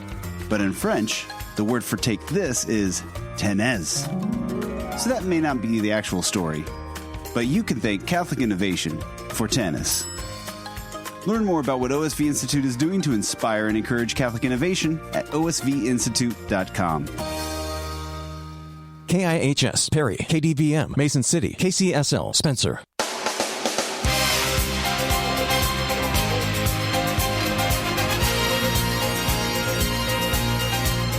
We're back here at Kingston Stadium in Cedar Rapids as kickoff by Ryan Kuhn, and on the return, it was Braden Peck again for Kennedy, and he gets it across the 30 up to the 32-yard line. That's where Kennedy will start. 1st and 10. Let's go down to our Jenny Farrell team sideline report with Brian Morris. Brian? Again, defense guys has really been doing a good job of keeping the Cougars kind of off balance a little bit with their defensive scheme. Yeah, and as Kennedy now runs a play, give it to Orr, the tailback, out from his own 32-yard line. He'll carry it for a couple up to the 33 or 4-yard line here, Johnny. Yeah, that was Brady Hagan on the tackle. Good job by Brady in his defensive lineman position, being able to get through his offensive lineman, being able to keep his head up and making that tackle. You're getting the Hagan family confused. You coached all three of the boys. Really. And, they all are good. They are. They are very good. All right, here's a little swing pass near side, caught by Dawson Doherty, and tries to get outside the numbers and does, and he's got the first down, crosses the 40, and finally run out of bounds by Joel Stanko for Dowling. Yeah, and he had Leo Pagano over there, too. Nice little play by Kennedy, getting the ball out in space, being able to get upfield, catch the ball and run, and get the first down. First down at their own 43-yard line, gain of 9 for Peck, who made the reception. And now quarterback Woodring back to throw, now being chased out of the pocket, rolls to his left, wants to throw, and he runs out of bounds, and rightly so. And the Dowling coaches catch him before he slides into the benches over there, and he'll lose yardage back to the 7-yard line. He'll lose 6 yards. You had Miles Elcock, Ryan Bobo on the penetration and be able to run down the quarterback Woodring, and he just ran out of space. And that's a good job by Leo Pagano as well, staying with the play and using the sideline as a defender. Stops the clock with 1:24 remaining in the half. Kennedy with 1 timeout remaining. First down, or the second down for Kennedy. 2nd and 16 from their own 37. Back to throw is Woodring. No, he hands it off, and they give it to Orr, and he gets up to the original line of scrimmage. So we'll bring up 3rd and 10 at the 43. There was an old school draw play there, Mark. That's your old school wraparound draw play to Orr. I haven't seen that for a long time, that delay draw. Nice play, nice setup, good gain. We haven't seen about a Kennedy, which we were told we would see, the trap. Yeah, I haven't seen it yet. And poor Marcoulé, he's probably asleep by now anyway. But if we did have it on TV, he could see that as we've got a timeout on the field. We'll keep it here. 1:10 to go in the half. Dowling leading 17-0 over Cedar Rapids Kennedy. Maroons coming in with a record of 4-1, ranked 3rd by Radio Iowa and the Des Moines Register. Cedar Rapids Kennedy coming in with a record of 3-2. Let's go down to the Dowling sideline. That is where Brian Morris is at. Brian's going to also have head coach Tom Wilson at halftime. Can't wait to hear questions out of you at halftime, Brian. Yeah, I think like I said when I got cut off earlier, I think this game reminds me a lot of the Dallas Center Grimes game, where it just took the Maroons offense a little bit of time to get going. It took a defensive turnover maybe to get the game going for the offense. It just feels very similar. And we had a special teams play because he's already made a fumble recovery tonight, and that is Mr. Coppola. Yeah. He had the blocked field goal return against Dallas Center. It did. There's just a lot of similarities here. All right, it is. Thank you, Brian, for that Jenny Farrell sideline report. 3rd and 9, Kennedy from their own 44. They're setting up the screen. They fired over the middle. Pass is broken up nicely, incomplete. Pagano Leo Pagano got all over that and read it very well. Yeah, he did, Mark. He was all over that, and that's a great play. And anytime you see Ryan Bobo and Anthony Bonanno get to the quarterback that quick, you know it's a screenplay. And Leo Pagano, he read that the whole way and was in position. I mean, he had a better chance of catching it than Orr did. Absolutely. Bobo, Hagan, Elcock, and Bonanno, the front four for Dowling. Jackson Miller, Carlos Blunt, Leo Pagano, and Joel Sanko, the Dowling linebackers, with Jordan Watson, Jeremiah Robertson, and Maddox Apola in the secondary. A good snap, and a punt is away by Christian Garcia, and Drexler will make a sliding catch to the 30-yard line with 1 minute remaining in the half. It'll be Dowling football from their own. They're going to spot down first. His rear end or his knee? That could have went really bad right there. They spotted down at the 29, which is where his rear end hit it. So, 1st and 10 Maroons, the minute to play. Brian Morris, feel free to chime in on that one. I was more concerned about him going down and pulling a groin or something because his legs kind of split out. Yeah, it's a great catch to be able to be in that position to catch the football. No question about it. All right, Nejas out of the shotgun on first down, fires to the right. The pass is caught right at the 34-yard line. Quick out pattern by Roberts. Yeah, that time he had an out and a go, and Joey just that was a catch and throw. It was more of a timing route there, and his little stop. Actually, it was a stop route by Jeffrey Roberts. Gain of 5, 2nd and 5. Dowling, 55 seconds remaining in the half. Dowling has one timeout remaining. A little quick throw to the right side. That time incomplete at the first down marker at near the 40-yard line. So bring up second down, or rather third down and 5. That's the same exact play, Mark. He had a stop and a go by Jimmy Nejas, and that's twice now he's throwing it to Jeffrey Roberts. Let's see if they go to the go route. All right, 3rd and 5, Dowling from their own 34. Back to throw Nejas. Now steps up in the pocket, wants to run and does. He's got the first down, and he slides at the 46-yard line. They'll spot him down, gain of 12. Good job by Joey Nejas, understanding the situation, the clock, getting down. Now they snap and spike the football, Mark, stop the clock. So Nejas, a gain of 12, and pass is technically incomplete. So to bring up that 2nd and 10, it is technically a pass to stop the clock. With 41 seconds remaining, Dowling has one timeout remaining. So does Kennedy. Maroons get their play. Preston Hoffbauer will be split out wide right with Sam Drexler. And here on the near side, it'll be Jeffrey Roberts and Jimmy Nejas split wide left. No tight end.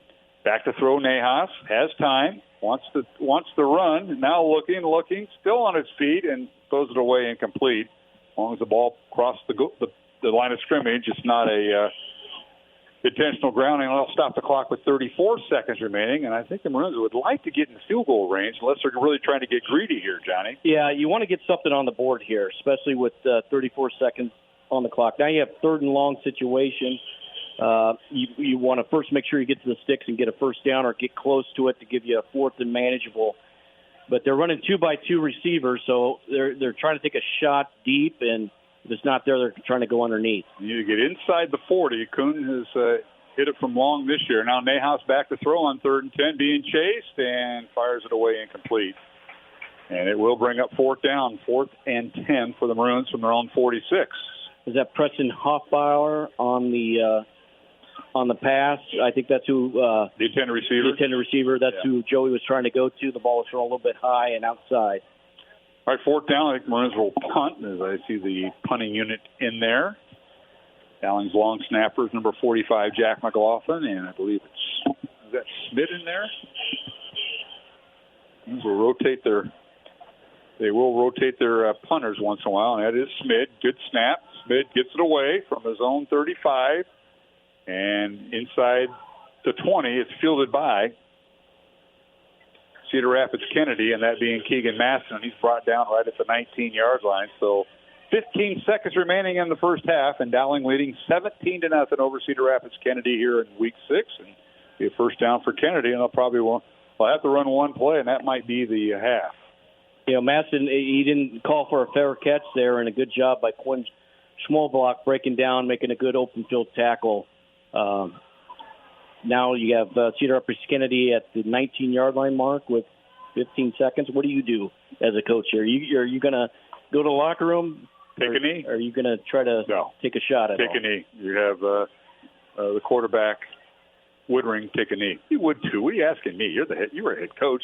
I'm just up here, right? You're a Hall of Famer. Now you're Jane. Snap. Fumbled by the quarterback, but he gets back on top of it. Other games tonight, Atumwa's at Waukee Northwest Wolves, Ankeny Centennial at Valley, Johnson at Ankeny, Davenport Central on the road at 6th-ranked Iowa City Liberty, Des Moines Roosevelt at Sioux City East, Muscatine at Iowa City West. These are all 5A. Cedar Falls at Bettendorf, and Southeast Polk at City High. And we go to halftime with Dowling leading 17-0. And we'll let Coach Wilson come to you, Brian. I know you can't move around too much because he's coming. I don't want to move too much because you'll lose my mic here. Yeah. I know the feeling, Brian. 2 years ago, Johnny Chida was over there and had the same thing. But you have more mobility tonight, Brian. I think we have this antenna. Look above you, Johnny. We got this antenna that's just huge, like a UHF antenna. They had old school, and I'm getting coaches walking up to me. I don't want to move. Here we come, guys. You're good. You're good. Okay, we're so good. Dowling leading 17-0, and we will go to Brian Morris with our Jenny Farrell Concepts sideline report. It's halftime. Dowling 17-0 over Cedar Rapids Kennedy. Take it away, Brian. Coach, the defense came up big with the turnover. Seemed to spark the offense. They got a few scores on the board after that. Yeah, they did. With a blitzing team like this, sometimes you're going to look okay and sometimes you're not. There early. And then defense got us going. Big Drexler, which certainly helped us. Talk a little bit about maybe just the 2-hour drive. What's that mean to the team? Any slow start on? It could be, but you control what you can. Our job's to play the game. All right, good luck, Coach. Thanks, Brian, for that report. I know it's cut out a little bit, but, Johnny, you've been down there. It's really tough here at Kennedy because of all the microwave systems they got, including the one right above us. But nonetheless, we are at halftime, Dowling leading by the score of 17-0 over Cedar Rapids Kennedy. And the Maroons have done it on the ground with Grayson Pennington on a 15-yard run to kick off scoring for Dowling in the second quarter. And then Sammy Drexler, a 43-yard touchdown reception from quarterback Joey Nahas. Made the score 14-0 2 minutes later, and then the field goal by Ryan Kuhn with 2.5 minutes remaining in the half. 17-0 Maroons. All in the second quarter. First quarter, pretty much an even game between the two clubs. Yeah, like Brian, he hit the nail on the head when he said, Dowling got that momentum off of the turnover, first of all. Left to that short field, and they were able to capitalize on it. And then also you had Kennedy went from a 1st and 10 to a 3rd and long on the false start. They weren't able to convert on first down. They ended up punting the football. Dowling was able to go, 3-4 plays and put another score up on the board. So other than that, Mark, it's been a pretty good game between both the 40-yard lines. I mean, that was the only time you really saw Dowling get into Kennedy's red zone. And, Kennedy had some good opportunities, moving the sticks, great momentum.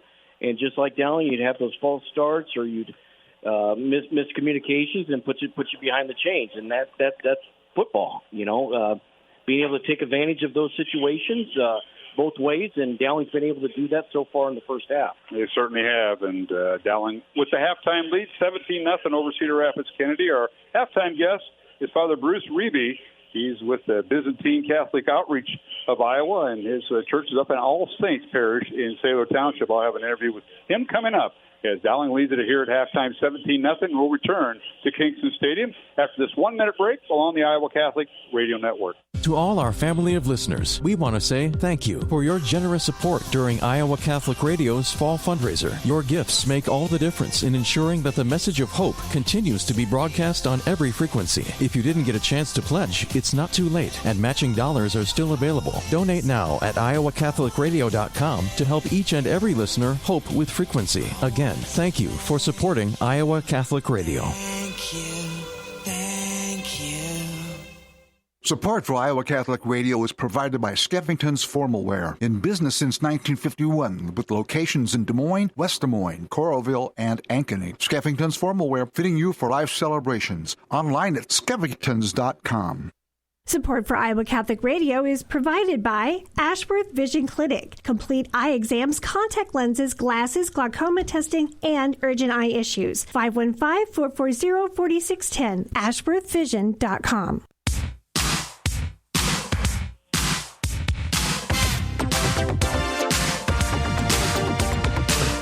And welcome back to halftime here at Kingston Stadium in Cedar Rapids. Mark Amadale, John Chido, and Brian Morris. Our halftime score, Dowling 17 and Cedar Rapids Kennedy nothing. And earlier this week, I had a chance to catch up with Father Bruce Riebe from the Byzantine Catholic Church of Iowa.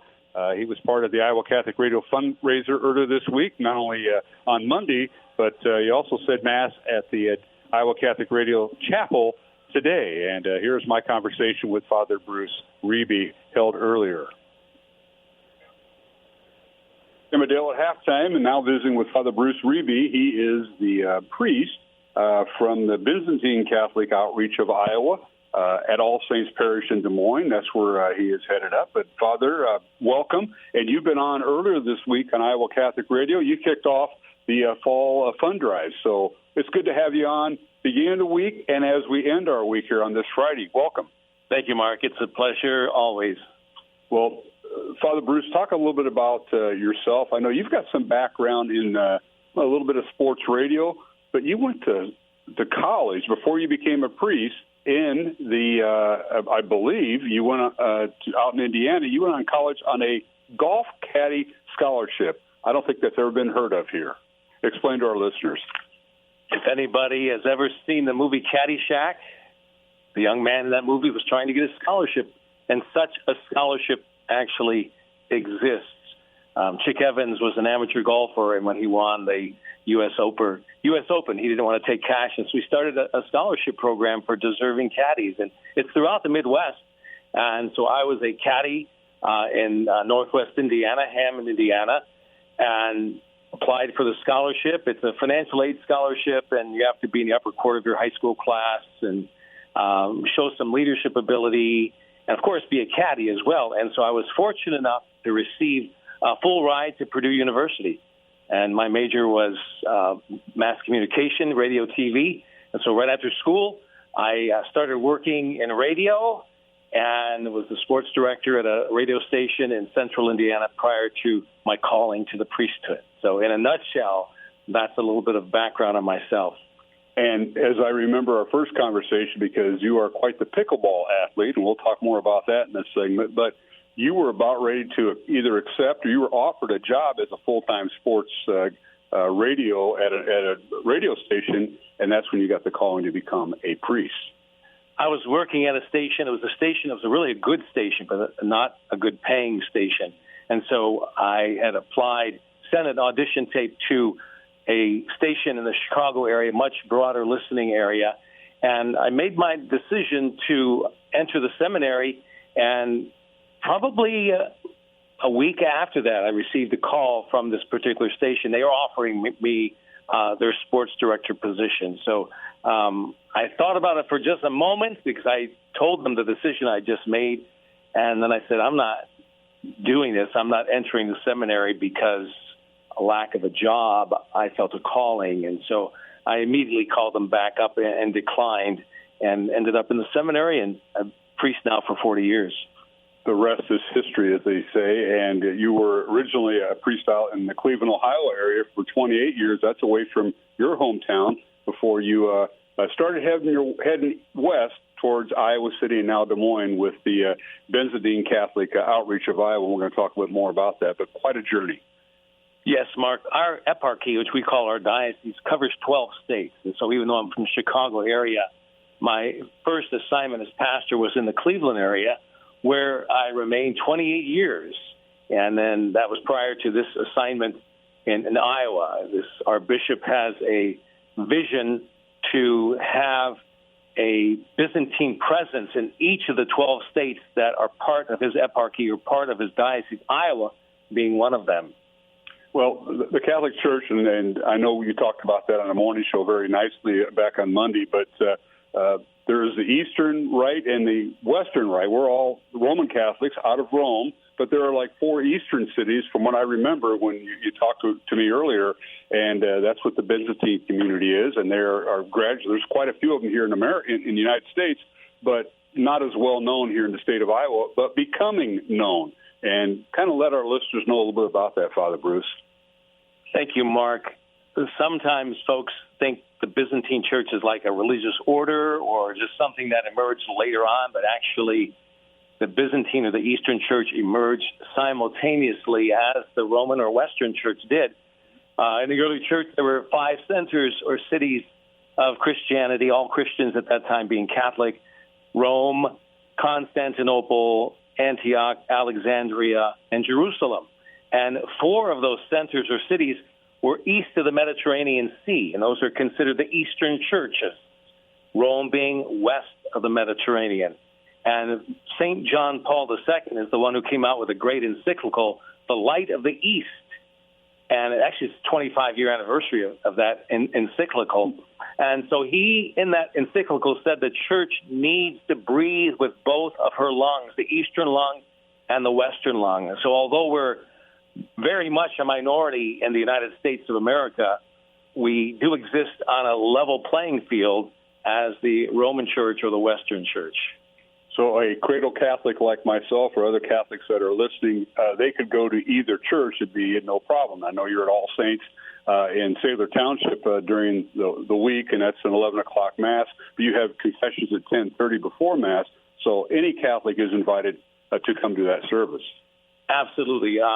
Just as a Byzantine Catholic can attend a Roman Catholic Mass, a Roman Catholic can attend the Byzantine Catholic Divine Liturgy, and it suffices for their obligation on a Sunday. So it's, especially since we have a presence now in the Des Moines area, it just might be of interest to those listening to experience the Byzantine rite.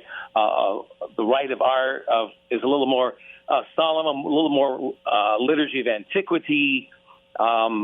We use incense. Everything's chanted and no musical instruments. My back faces the people as the priest prays with the people during the Divine Liturgy. It's an alternate cantor-priest musical dialogue back and forth. And as I understand here at All Saints in Des Moines, one of your cantors is Matt Wilkham, who has a little bit of a title here at Iowa Catholic Radio. Matt's a tremendous person, but he's one of your cantors. He is, and he's the one that actually, once he heard we were in Iowa, because prior to my arrival in Des Moines, we were in eastern Iowa for 1 year with a full-time priest. They actually existed for 10 years without a priest, as catch can. And then Matt heard that there was a priest in eastern Iowa, and he contacted our bishop. He said, can we have a liturgy in Des Moines area? And so last February, I started a once-a-month divine liturgy at St. John and Paul in Altoona. And the attendance was really remarkable. And so we decided in June to shift the position of strength from eastern Iowa to the Des Moines area with a reach back once a month to the folks in eastern Iowa. Well, that is tremendous. And I know that as you progress, the congregation is small, as typically. I didn't realize this, out in your community in eastern United States, you have no problem, 250 families maybe in a church, which is similar to what we have here in central Iowa, but you have much smaller congregations. We do. My parish in the Cleveland area was probably the largest in the country. We had about 300 families, 300 households. But most of our parishes probably on a given Sunday average 100 people, and some less than that. And so what we've been getting so far in the Des Moines and at All Saints, averaging between 40 and 50 people is really a good start. It's trending in the right direction. And again, that's 11 o'clock Mass at All Saints Parish. That's just west of Northeast 14th on Northeast 52nd Avenue. All Saints has been there in Cedar Township for many, many years. Again, visiting with Father Bruce Riebe. He is the priest, the rector at the Byzantine community at Catholic Church here in central Iowa. Now, Father, hobbies. And we mentioned that you are, I'm sure you meet a lot of people now that you moved to central Iowa, but you got one hobby, and that is that pickleball that goes on. I hope you got the right shoes. I hear you got to have the right shoes, the right equipment, but you get after it in the pickleball court, so that's good to see. Well, I actually have my hobby in general is sports. I've played sports all my life, and now with some knee issues, I'm a little more limited than I once was in my younger years. And so in addition to pickleball, I'm seeking actually a racquetball community here in Des Moines as well as tennis. I was just able, the last time I played pickleball I was able to connect with a group that still plays tennis. So not limited to pickleball, but I enjoy pickleball, a sport that is really trending not only in the United States but around the world. So, yes, I enjoy my pickleball and all sports. That's really my big hobby.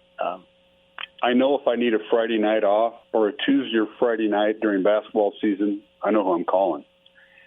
I can step in there. It's been a while since I've done a game, but once it's like walking or riding a bike. When you do play-by-play, you're just giving the description of what's happening. And you do a fantastic job. You and your team do a fantastic job. But I'm available. I'm available to plug in. And I have a tendency during our Mass, our liturgy, to kind of speak pretty quickly. And I think it's from my play-by-play days. And I listen back to some of the live streamings, and I'm saying maybe I should slow down a little bit. But it's due to when I used to describe the football, the basketball, the baseball. So I'm ready to step in when you need a break, Mark. Well, I appreciate that. And what would you like our listeners to know in closing? Our listeners to know about your community, the Byzantine Community Catholic Church. What would you like them to know? I know we got a website, ByzantineIowa.org. That's BYZANTINE Iowa.org. But what would you like our listeners to know, and if they need to get in touch with you? Just go to that website. I think that there's a lot of information on that website, including video of previous liturgies, and they can get a little taste or a little sense of things. But above all, because especially in Iowa, we're such an unknown, is to just possibly consider experiencing on a Sunday the Byzantine Catholic liturgy at All Saints, and just to experience this, just to we're not trying to steal any sheep, but just to experience a different lung of the Catholic Church, as St. John Paul II explained. Father Bruce Riebe, thank you very much. Thanks for all you do. It's great to meet you, and thank you for being part of our halftime tonight. Thank you, Mark. That's Father Bruce Riebe from the Byzantine community visiting with us here at halftime. Halftime score, Dowling 17, Cedar Rapids Kennedy nothing. We'll take a 1-minute break and return with the second half kickoff from Kingston Stadium in Cedar Rapids. This is Mark Amadale along with John Chido and Brian Morris back at the second half in 1 minute along the Iowa Catholic Radio Network. In the minds of non-Catholics, Catholicism often conjures up images of Catholic stuff. Candles, crucifixes, rosaries, statues, holy water, oils, and the like. These are called sacramentals, not to be confused with the 7 sacraments. They are material items that the Lord uses as conduits of His blessing. Because of our belief in sacramentals, Catholics have sometimes been accused of practicing magic.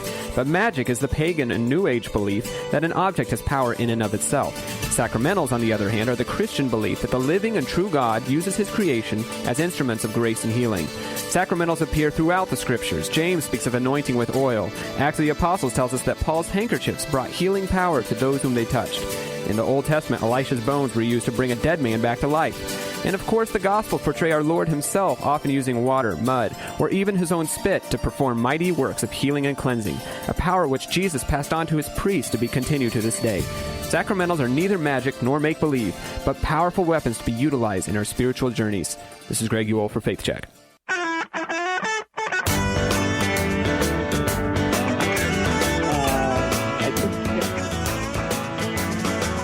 Back to Kingston Stadium here on the campus of Cedar Rapids High School's community stadium, if you will. We got hockey going on tonight. The Cedar Rapids Rough Riders.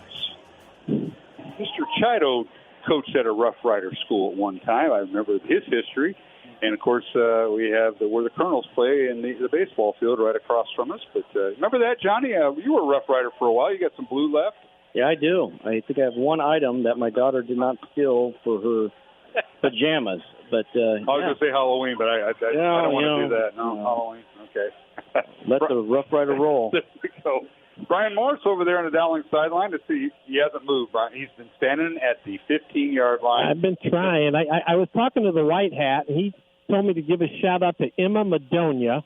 That's his mother-in-law. Really? 45-year Dowling fan. Her brother, or I guess this referee's brother-in-law is Tony Bedonia, who I played with. So, oh my goodness! What a running back he was. Yeah, Tony was. Tony had some speed. What happened to you, Brian? You had speed, right? I did have speed back in the day. For a Pius guy, you did. For a defensive player. There you go. We're underway. Dowling kicking off. Kennedy will return it from the 12-yard line, and running near side.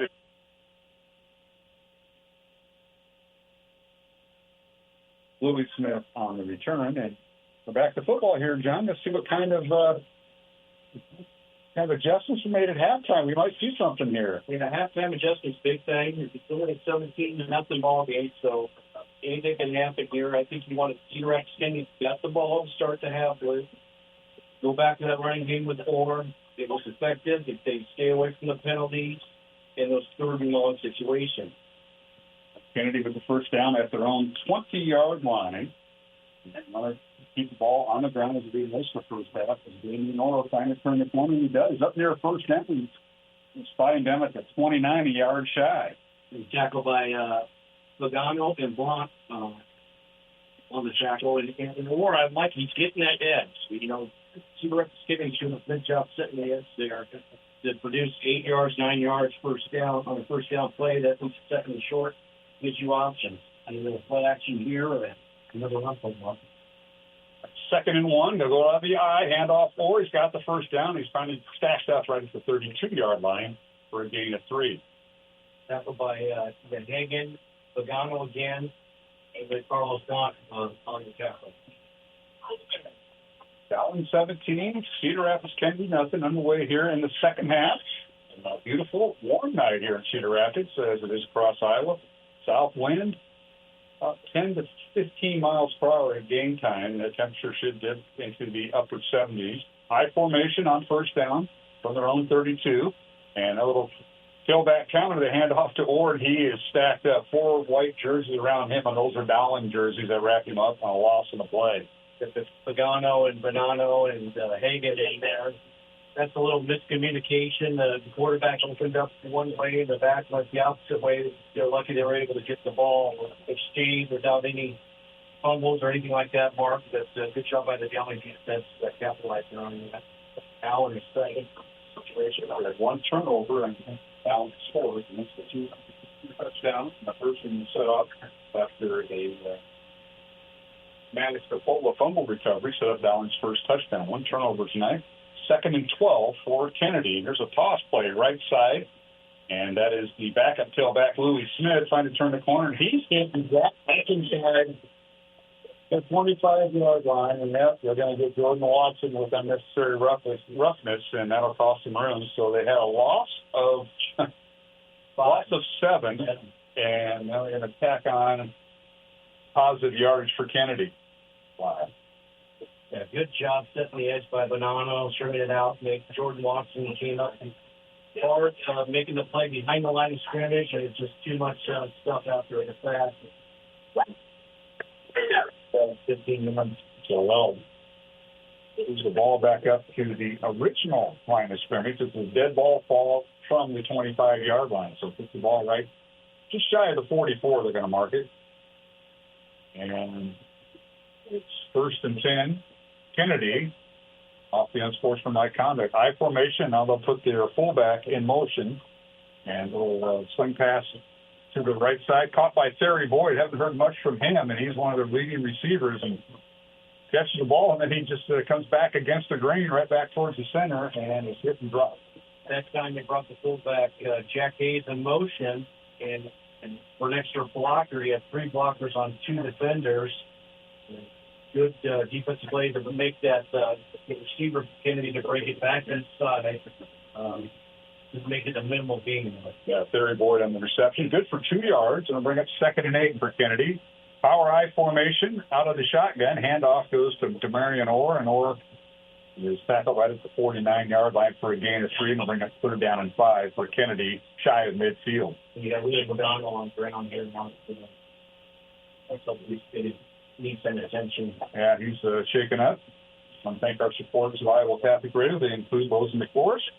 Ashford Vision Clinic, Duck Professionals, First, our thanks to Iowa Wealth Management, our Red Zone sponsor, a fee-only investment advisory firm helping clients grow and protect their wealth. Learn more at iowawealth.com. Now bounces right up, and hopefully he can take it off without any. Going to have some assistance. So Leo Pagano, great play. That's not what you want to see. And Brian Morris, you know, he's coming over to you and have to do it back and you can talk to him.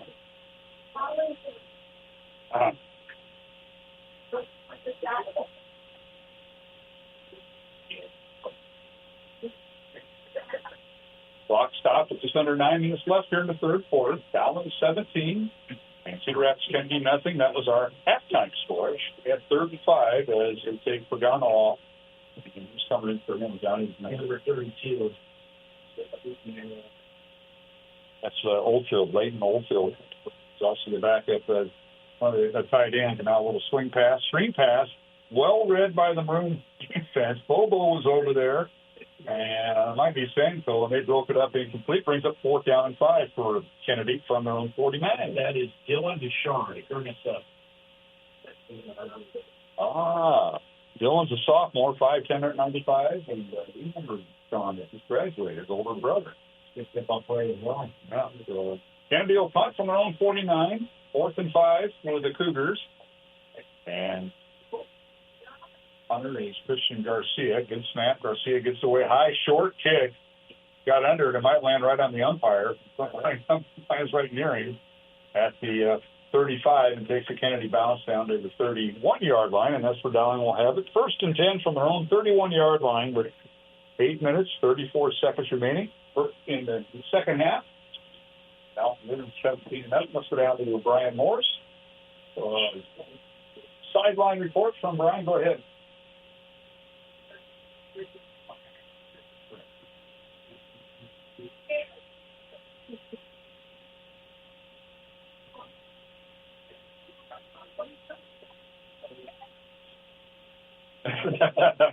Got to be careful where you stand.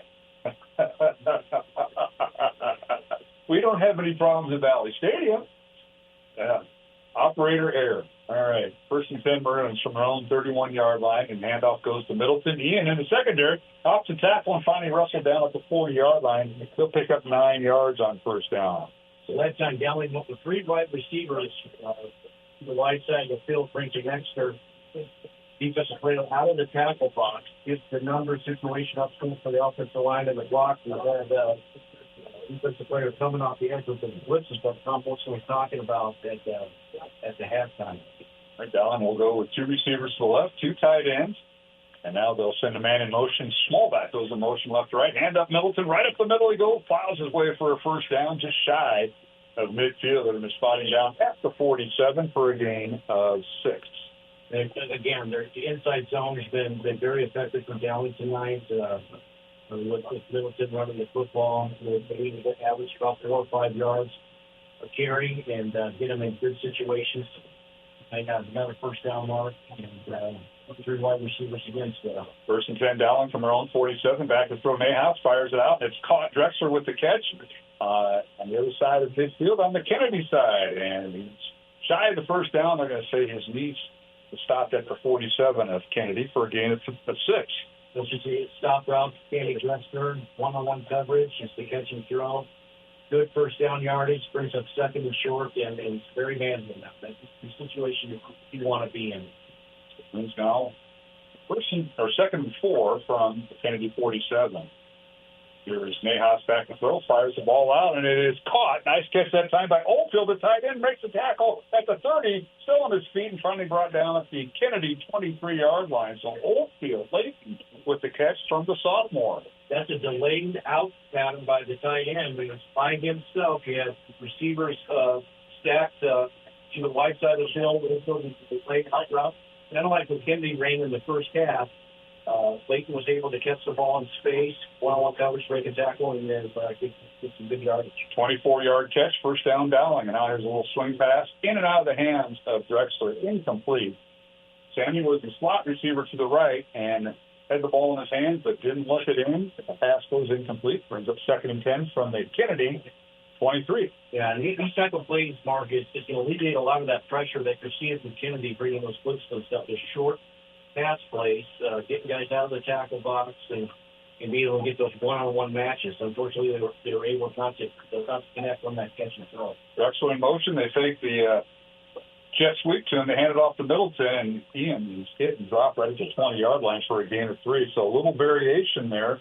They've been running that end around with either Drexler or Roberts, and that time they take it to him and give it right to Middleton up the gut. Yeah, you saw the jet screen, and everything's set up for future plays, and that's exactly what happened. You take the jet and a handoff up to Middleton. Blake Bunting for Kennedy was right there to make the tackle, but he was watching the jet guy as Middleton ran behind. Dowling with 3 receivers right. They fired a pass out, incomplete. Ball was knocked in off the line of scrimmage. Nice job that time by Colton Klein, knocking the ball down and deflecting that pass that went incomplete and bring up 4th and 7 for the Maroons from the Kennedy 20. I think we talked about the momentum stop for the Maroons. They're able to get good yardage on that first down and got them into second and short, third and short. That time they changed a little bit, and they're not able to connect. But here we are with the field goal team. Right, so Ryan Kuhn attempting the 37-yard field goal right between the hash. Ball down, kick is high enough, it's long enough, and it is good! Ryan Kuhn from 37 yards out. He's the Maroons a 20-0 lead. 5:49 remaining here in the third quarter from Kingston Stadium in Cedar Rapids. We'll return after this 1-minute break. Dowling 20, Cedar Rapids Kennedy nothing on Iowa Catholic Radio. Support for programming is provided by Construction Professionals, serving customers through a proven process, creating unique design, functionality, and artistic beauty. Construction Professionals is a Catholic family business built on a strong foundation. CPCustomHomes.com. Support for Iowa Catholic Radio is provided by Bozen the Florist. Valentine's Day, Mother's Day, weddings, whatever the message, say more with Bozen. Bozen.com. 515-244-ROSE. Bozen makes the moment mean more.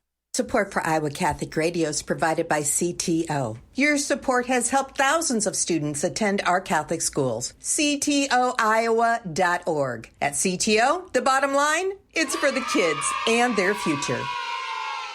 Health powers life. From the delightfully routine to the truly uncharted, at Mercy One, their caring doctors focus on just that, so you're ready for what life brings next. Find care at mercyone.org/healthpowerslife.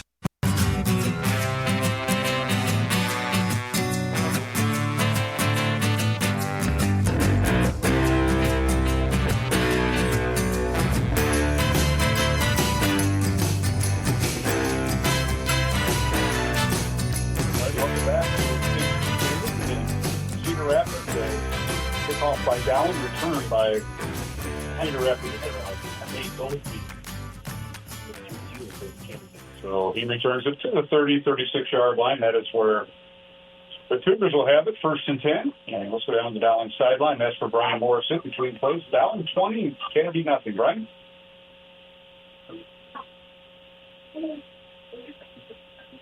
Mark, we can't hear Brian. That's not a good sign, never is. And, here's a shot by Dowling on the first down carry from their own 36-yard line. Kennedy turns the corner and is finally hit and dropped back to the 35. They'll lose a yard.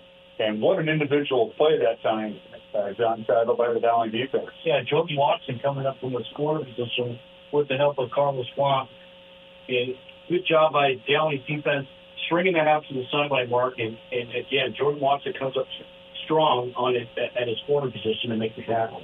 So Orr, who's the ball carrier, loses 2 yards. Bring up 2nd and 12. Back to throw. Quarterback Woodring is going to be brought down in the backfield, back inside the 30. Hagen. Hagen, did he get his first sack of the night? I'll find out. That's the first sack. I think he's been in there once before. At that time, he's able to carry the ball carrier or shoot it around, but Woodring shoot it around. Excuse me. Quarterback. Good job by Brady Hagen. So that'll coming up. 3rd and 18 for Kennedy. Ball back to the 28-yard line after a loss of 6. 3 receivers left, 1 to the right for Kennedy, 1 back in the backfield. Back to throw is Wolverine.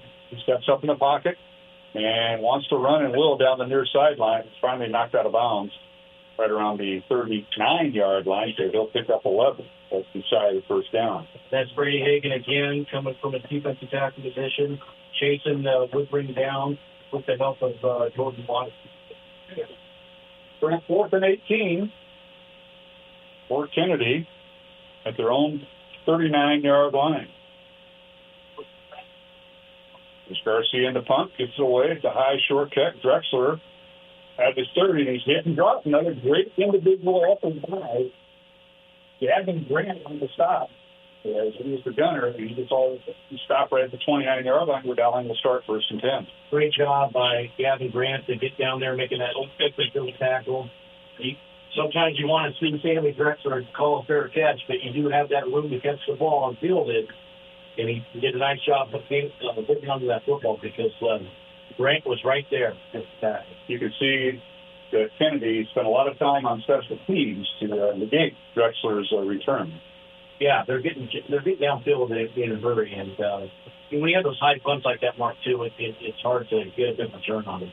All right, it's 1st and 10, Dowling from their own 29-yard line. Doing a house at quarterback, and let's now have a backup tailback in there, and let's see, which one is this? It's Grayson Bennington. Bennington with the carry. He gets across the 35 at the 36-yard line, gain of 7. That's a good job by the offensive line, inside zone play. Grayson hit him hard, an 8-yard carry, so that brings up 2nd and short. Management, good position. As long as Dowling stays ahead of the chains and the second, those sort of situations are in good shape. 2nd and 3 for the Maroons as we approach the 4-minute mark of the third quarter. Handoff Pennington. Now he'll make a move along the backside. Cuts against the grain. He's got the first down up to the 45-yard line, similar to the touchdown run he had earlier. Yeah, he cuts it back against the grain there, Mark. And he didn't use his offhand with a couple of stiff arms to get the defenders off him. But I like how he sees his eyes are up and he sees those cutback lanes and he's been using it to his advantage. But you got about and Gallagher with the penalty and have somebody with an offensive face mask, Brian Morris. That's going to set the Maroons back deep to the 20-yard line.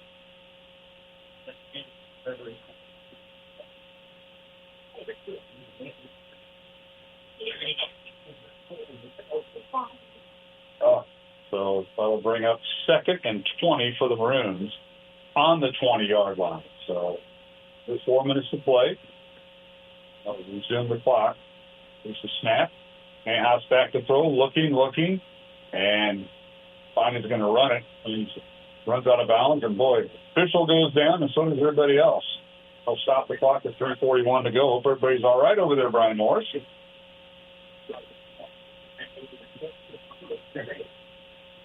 As long as they get back up is all it knows, right? If there's our chain game on our side, and that we know, that'll come to get up right now.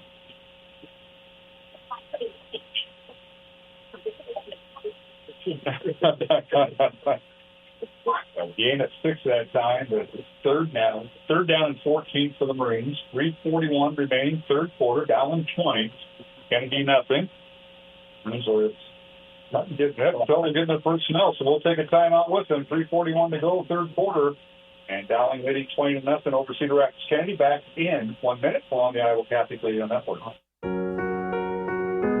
Thought of the Day with Monsignor Frank Bagnano. Unfortunately, people often rub us the wrong way. Their faults seem more obvious than their virtues. That perspective of mine or yours is not helpful to them or to you or to me. The remedy? Try to see the good news in another person. Sure, the bad news is obvious to us, but the good news is just as real. It's there. Think about it. Focus on it.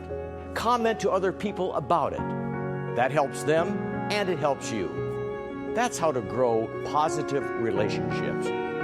You probably will be a happier person yourself, realizing that some aspects of another's personality are just as real as the negative.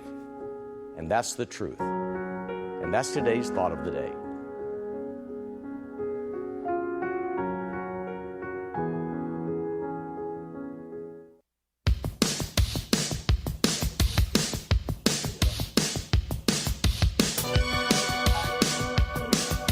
right, we're back here at Kingston Stadium. Now, Mayhaus is going down. 104 feet played.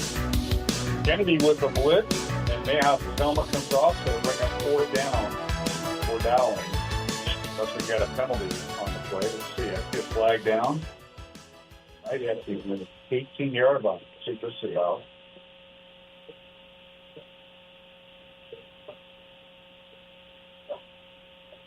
Yep, big.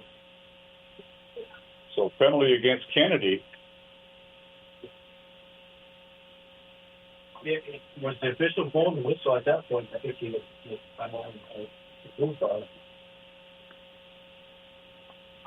Well, it's the first down Maroons off the face mask penalty. So 2 face mask penalties on this drive, gentlemen. 1 on the defense and 1 on the offense. Nonetheless, Dowling with the first down at their own 41-yard line. Handoff up the middle.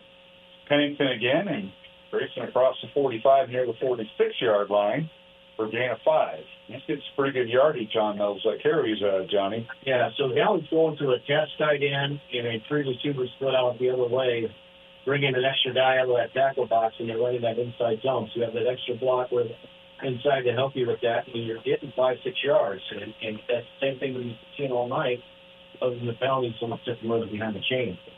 Right, here is 2nd and 5. Handoff Pennington, and he presses loose the football. It's still loose. And let's see who's got it. Nobody has said anything. Dowling thinks they got it back. And the officials are the one that count. And they did. So Maroons will retain possession at the Kennedy 47-yard line, apparently here, Johnny.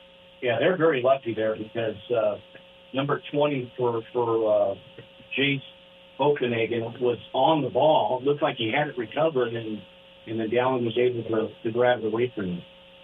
Yeah. Dowling's very fortunate on that. 7-yard gain, it ends up for the Maroons. So it's 1st and 10 Dowling at the Kennedy 47. Back to throw is Mayhaus. Fires the ball. He's got a man open. He's got 2 open. Touchdown Maroons. They were both running a parallel route. One of them was Jimmy Mayhaus. He did not get the catch. The other did. And was that Jeffrey Roberts? Yeah. So Roberts on a 47-yard touchdown reception, and 2 receivers, 5 yards apart or less, were both open. Well, that's your old screen and go play. So you throw what Dowling calls a team route, which is the screen route to your receiver. So they faked the screen route and threw it over the top. That time you have 2 receivers running go routes in the same spot. And like you said, Mark, either Jimmy Mayhaus or Jeffrey Roberts could have caught that ball. They were the only 2 people near the football on that. This Kennedy bit on the screen and the screen got it. Right, Ryan Kuhn in for the extra point, but Kennedy jumps offside. So with 2:18 to play, Dowling extends its lead to 26-0 on Jeffrey Roberts' 47-yard touchdown reception from quarterback Joey Mayhaus. That is Joey's 2nd touchdown pass of the night. Dowling's going to go for 2. And there you go, Brian, 2-point conversion. He's looking for the running clock. I know he is.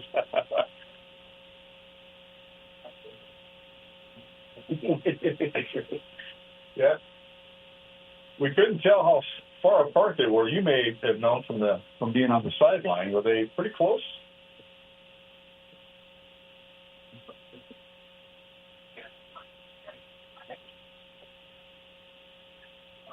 Yeah. Yeah, he did. All right, Dowling going for 2. Mayhaus to hand off to Middleton. Right side, 2-point conversion is good. So Middleton on the run. And Dowling sheds 3 to 28-0 with 2:18 remaining in the third quarter. We'll take a 1-minute break and return to Kingston Stadium here in Cedar Rapids. Dowling 28 and Cedar Rapids Kennedy nothing on Iowa Catholic Radio. Fast Signs is a custom sign and visual solutions company with an extensive selection of digital signage, interior and exterior signs, banners, and vehicle wraps. Learn more at fastsigns.com. Thank you, Fast Signs in Clive, for your support of Iowa Catholic Radio. Support for Iowa Catholic Radio is provided by Skeffington's Formal Wear, in business since 1951, with locations in Des Moines, West Des Moines, Coralville, and Ankeny. Skeffington's Formal Wear, fitting you for life celebrations. Online at skeffingtons.com. This is Father Josh McCarty. We need Catholic radio in order to invite people and challenge people to lift their eyes from themselves to to God and to love. And Catholic radio challenges people to see the good in the world, the faith that God offers, and the community that He's drawing us into.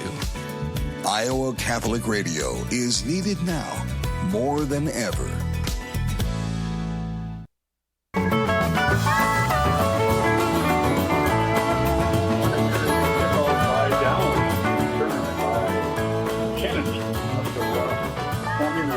Yard line. That's where the Cougars will start. First and 10 is Dowling leads at 28-0 alongside Johnny sideline, Mark in the middle, throwing down the sideline.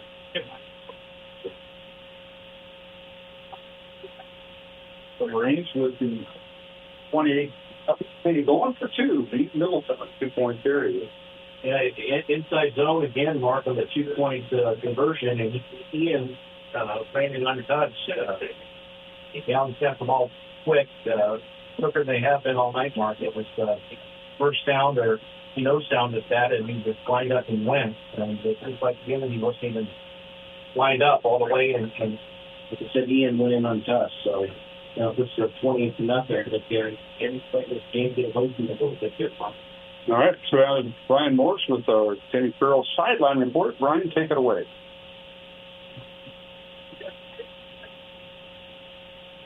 Mark, we cannot hear Ryan.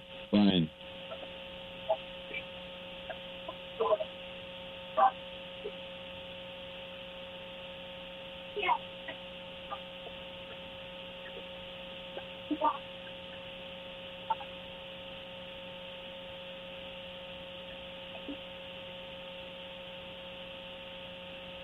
All right, Kennedy on first down. They will hand it off to their tailback.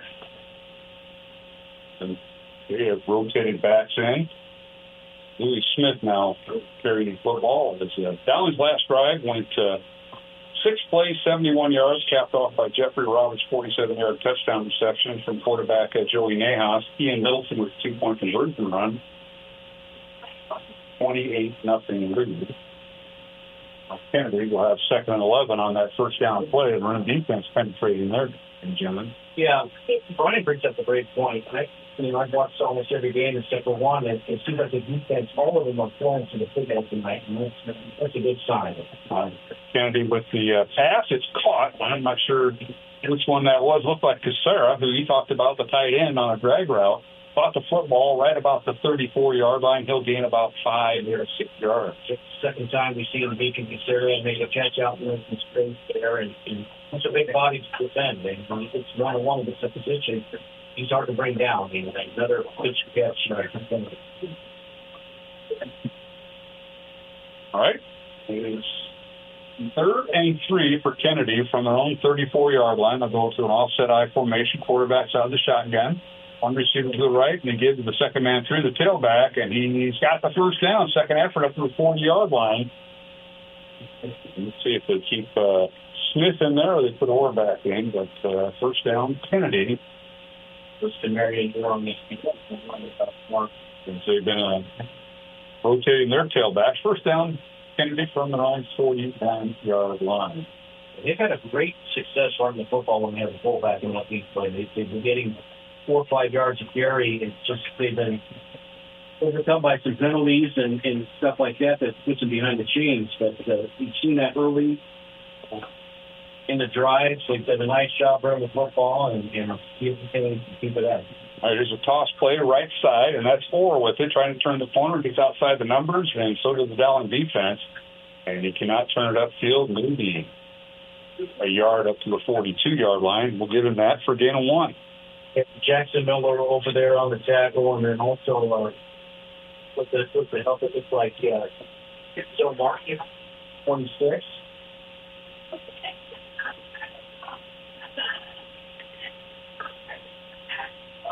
And we've got a quarter comes to an end. We come to the end of the third quarter, which is for Dowling, 28. Cedar Rapids 10-0. We'll return with more on the Iowa Catholic Radio Network. Support for Iowa Catholic Radio is provided by Ashworth Vision Clinic. Complete eye exams, contact lenses, glasses, glaucoma testing, and urgent eye issues. 515-440-4610. AshworthVision.com. Support for programming is provided by Construction Professionals, serving customers through a proven process, creating unique design, functionality, and artistic beauty. Construction Professionals is a Catholic family business built on a strong foundation. CPCustomHomes.com. Support for Iowa Catholic Radio is provided by Bozen the Florist. Valentine's Day, Mother's Day, weddings, whatever the message, say more with Bozen. Bozen.com. 515-244-ROSE. Bozen makes the moment mean more. Iowa Catholic Radio is 105.5 KIHS, Perry, Des Moines, 89.3 KDVM, Mason City, and 89.9 KCSL, Spencer, Spirit Lake, or anywhere on the Iowa Catholic Radio app.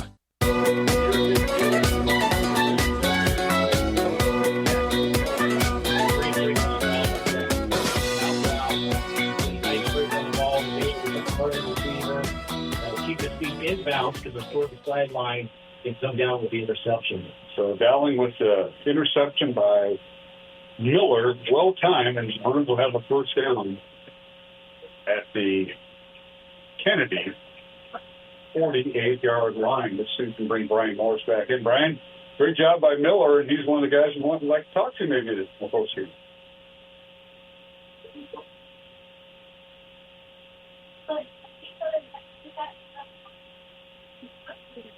All right, Dowling is going to the ground, and mid-back is in its tailback. Henry Schmidt takes the ball to a 2nd and 1 down to the 41-yard line of Kennedy. Dowling is a little bit up-tempo the second half, Mark, than they did the first half, and they've been able to capitalize and keep up the position. About for Schmidt again, right up the gut he goes. He's trying to grind this out. He's got the first down. He crosses the 43 down to the 42-yard line. From the 42-yard line down to the 36-yard line, gain of 5 in the first down. Great job all night by the offensive line with the Marines.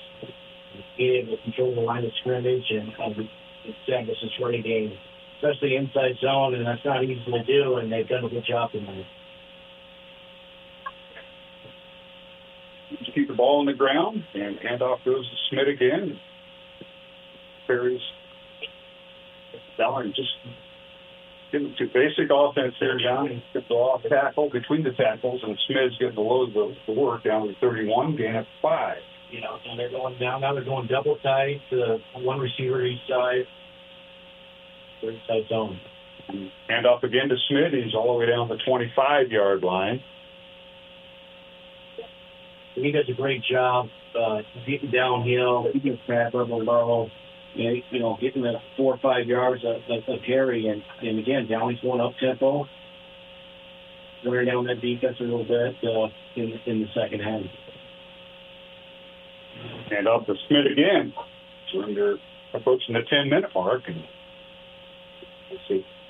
Inside the 25, and spotting down right about the 21-yard line for a gain of 4. So he's going off tackle.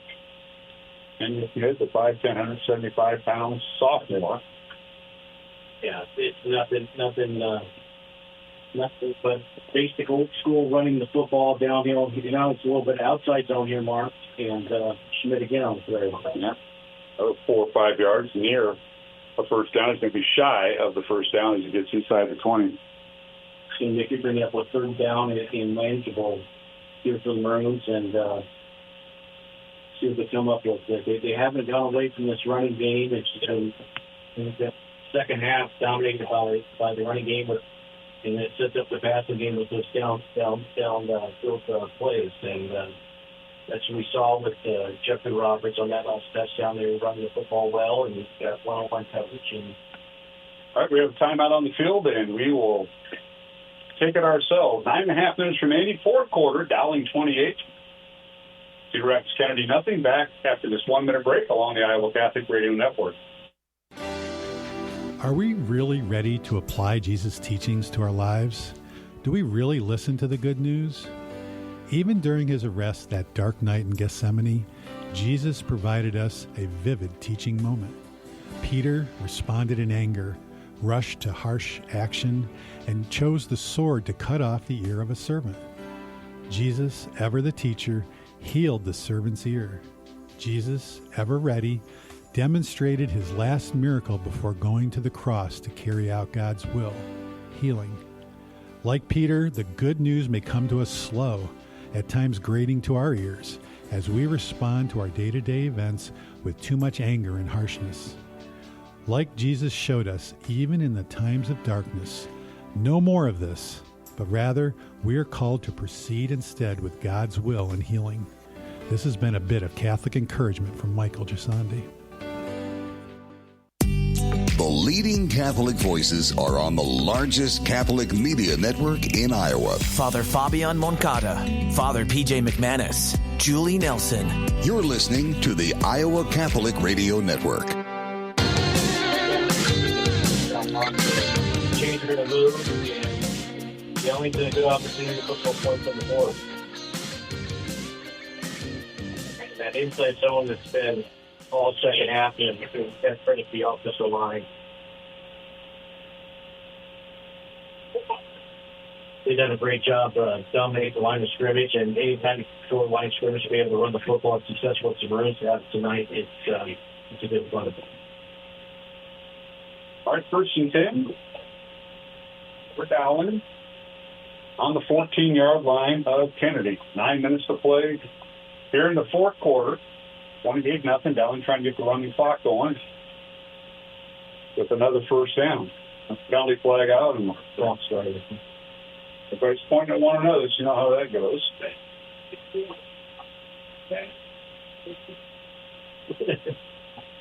So that does happen from time to time.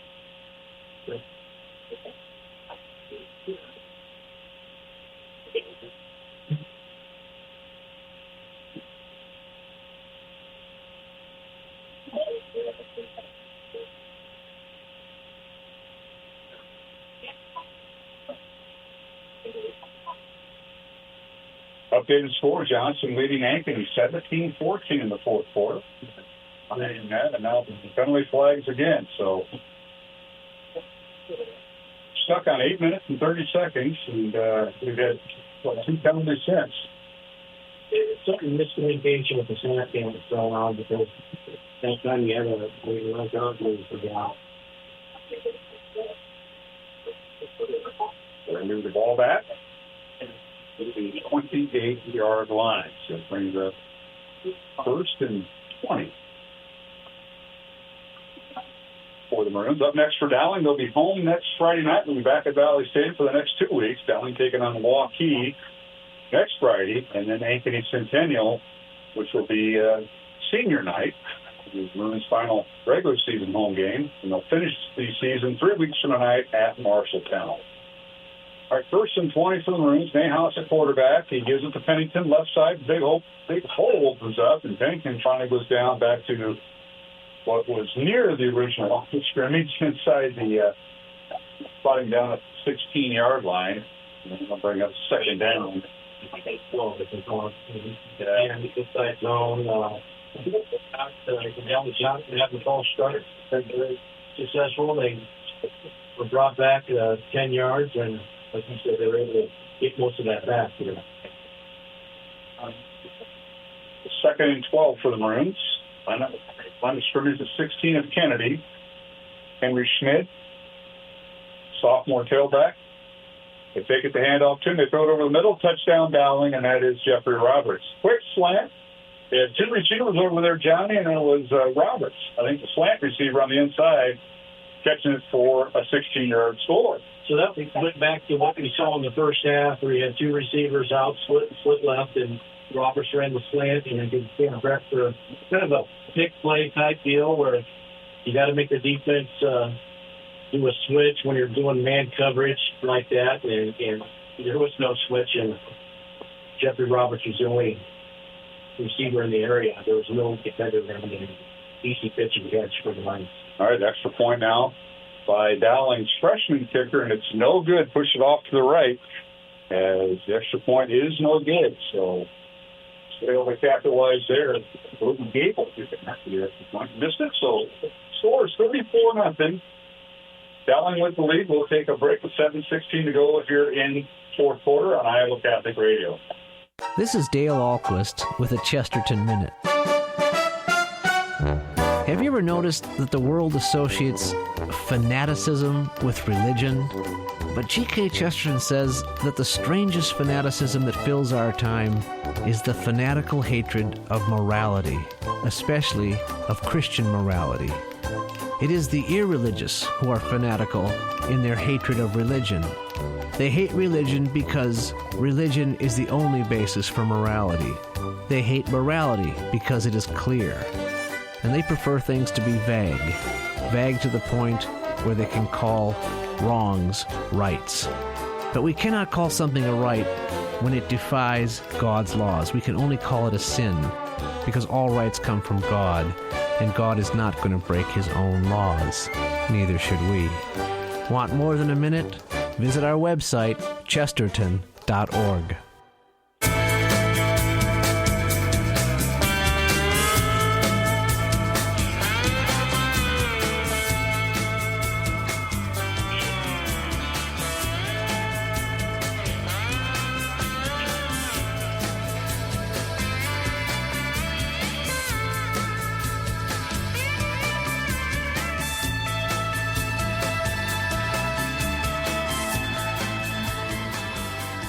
Here at Pizza Stadium in Cedar Rapids.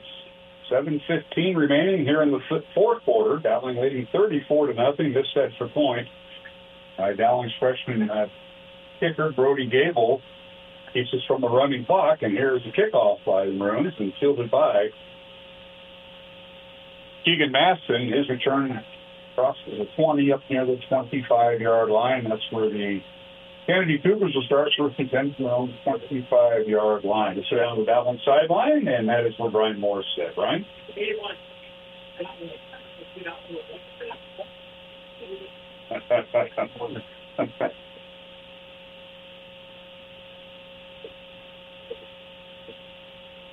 Fairly excited. Okay. We'll go with that, Brian. 7 plays, 59 yards on the Dowling touchdown drive, capped off by Jeffrey Roberts' 16-yard touchdown reception from quarterback Joey Nahas, his third touchdown of the night from Mr. Nahas. Dowling hitting 34-0.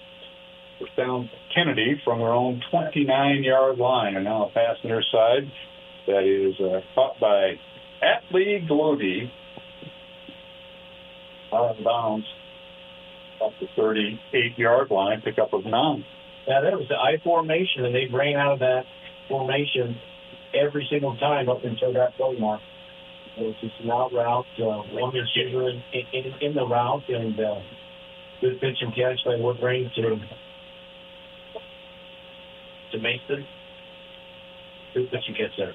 So they'll bring up 2nd and 1 for Kennedy. They'll flip-flop their tight ends, and they'll send man in motion. Now a toss play. Yes, a toss play left side and out of bounds is tailback, and that is 4 back in there, and he's getting dropped.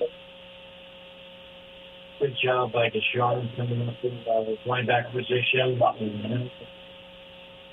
a little extra good here going on, and good job by the pushes getting along for sure. Words being exchanged. Dowling may have to get a couple players out of there. So, don't want to see that happen. Jordan Watson getting a little excited. Officials now, they've got a handle on it. Yeah, they did a good job shutting off them. It's right from the game finish, so good job there, Theresa. Ball right at the 40-yard line, so it should be a first down. It is 1st and 10, Kennedy.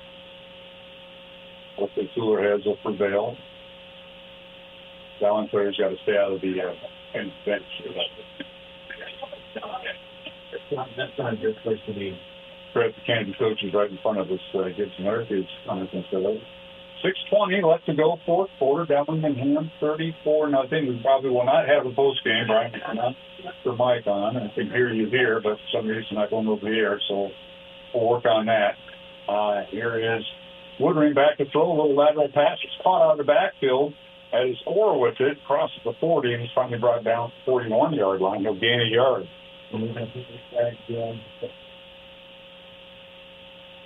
Good job by Brady Hagan getting in there and getting in that passing lane.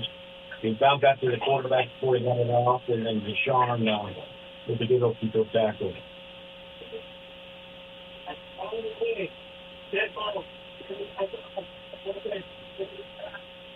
You're going to get Jacob Sullivan, the left tackle, after facing a foul in Kennedy. Kennedy is right in front of us. He's on the press box side. Go back about 15 yards. Yeah, you don't want to see that late in the game, especially when you have a good drive going for you and get setback by penalties. Now you have second against the Rebels. And look at the office in a good situation. So Kennedy back to their own 26-yard line.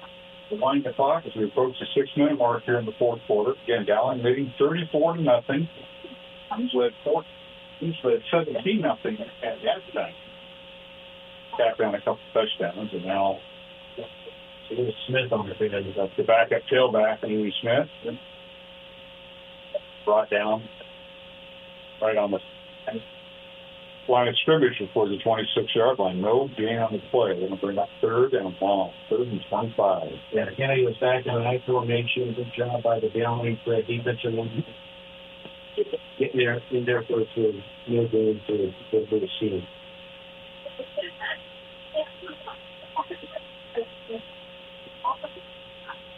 3rd and 24 officially from the Kennedy 26. They go right to left, south to north, out of the I formation. They take the toss. That's the throw is Woodring. And now avoids one tackle. He's hit and dropped in the backfield. He was stabbed. And it's Ryan Bogle. And Bogle gets the sack. Parker runs to the 5-minute mark. Sacked by Bogle. Well, Bonanno was in there. Adam had him in the hands, and Bogle came in and he was there to hold him up and stop Woodring in his cross. And Bogle, what is that again, Mike? Loss of 9. Brings up 4th and 33. Quick punt by Christian Garcia. Drexler's going to let it bounce. And we'll take our Kennedy bounce inside 35 down to the 32. That's where the Dowling offense will start. First and 10 from their own 32-yard line with 4 minutes, 34 seconds remaining here in the fourth quarter. As think about making our way home from Cedar Rapids, or some people be staying in the area. Mr. Machado, it's up to Stephen Sarcone on the way home. He was just here yesterday. He was everything. Dowling freshman with the win. Okay. Update from Ankeny, the Ankeny-Johnston game. Let's see where that game was at. That game was at Ankeny.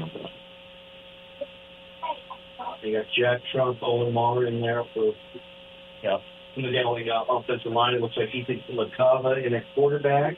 Ankeny leading Johnston 21-17, 3.5 minutes to go. And now LaCava back to throw. He fires out. Pass is caught near midfield with the reception for the Maroons is Preston Hoffbauer.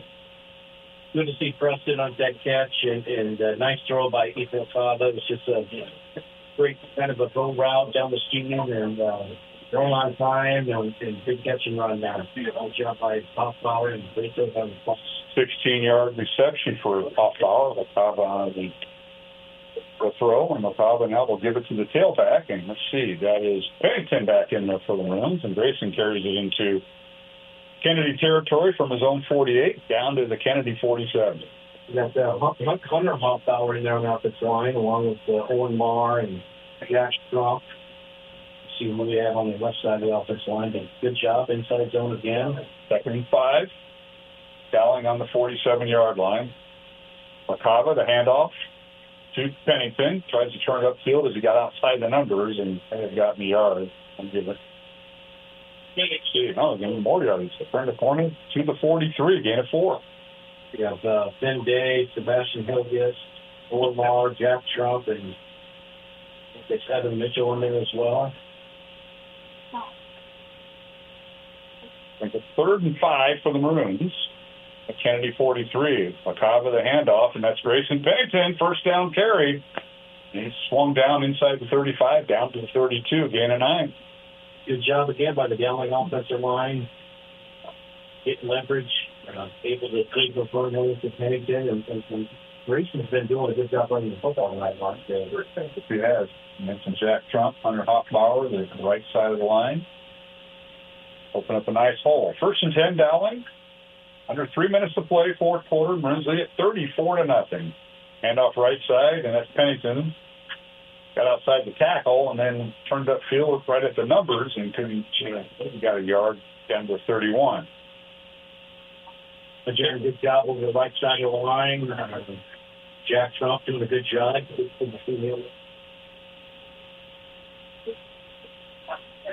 And Waco was still in at tight end.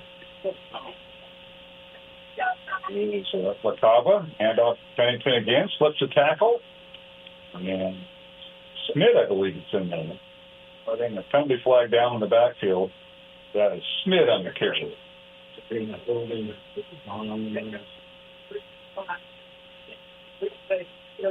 Got down to 25. They'll be coming back. Gain of 6. That'll come back in the penalty. Holding on Dowling Catholic. Right, next Friday night we'll be on the air at 6:30 from Valley Stadium. 7 o'clock kickoff. Dowling and Waukee. And they're going to be on the broadcast.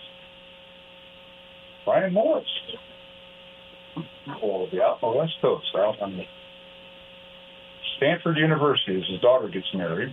Congratulations to her. There's a handoff. Smith once again, left side, tried to get outside. He does, and gets most of that penalty yardage back, John. Yeah, he did. He did a good job on the left side of the main line, setting that edge, and allowed Smith to get his pad level square, north south, and good yardage outside zone. We haven't seen much outside zone tonight by the Maroons, but we're seeing it here. Smith will gain 9, so they got some of those penalty yards back. Brings it 3rd down. 3rd and 9 for the Maroons from the Kennedy 31-yard line. Moncada hands it off left side again. That's Smith over the left tackle, and I'm down right at Dowling sideline, but shy of the first down. Then up the stretch play to the left side of the Maroon offensive line. Get up about 2. That's Henry Schmidt. He's been rotating a lot with first and Bennington and both. Between Bennington and Grayson, Henry Schmidt, that's a great duel to have. 50 seconds remaining. It's 4th and 7. Dowling going for it. Hand off to Smith, and he goes right at the gut, but he's hit and dropped, and Dowling will turn the ball over on downs. Spot him down right at the 27. See some guys for the road, so he's playing time in here. If he's inside the ball more. Kennedy will take over 1st and 10 with 47 seconds to go. And the Kennedy 28-yard line. Dowling's going to improve their record to 5-1. They've won 5 straight since the opening week loss to Valley. And for Cedar Rapids Kennedy, they'll have their 2-game winning streak snapped. They'll fall to 3-3. And Kennedy will work out of the I formation. They'll keep their quarterback. Would bring in, he hands it off, and hit and drop his oar in the backfield. That might be the final play. They may have to run it on the outside. Play out of the I formation. Double tight was one receiver in the formation.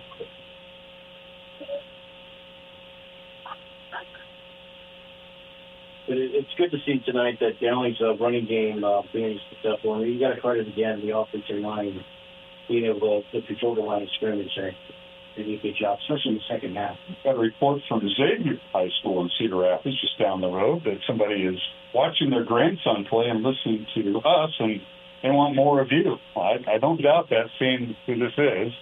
And he's interrupting my cell phone service tonight. That's all right. Because he makes the best possible. Don't encourage me. Don't encourage me. And that's the final play. Kennedy runs the ball, and finally tackled by Dowling. And that'll do it. Dowling 34-0 winners over Cedar Rapids Kennedy. Alongside John Title, I'm Mark Emmerdale, and we're going to take a 2-minute break. 2-minute break to get our sideline reporter back, as somehow we lost his mic. We can hear him, but he can't over the station, so we'll try to get that fixed. Final score, 34-0 Dowling over Kennedy.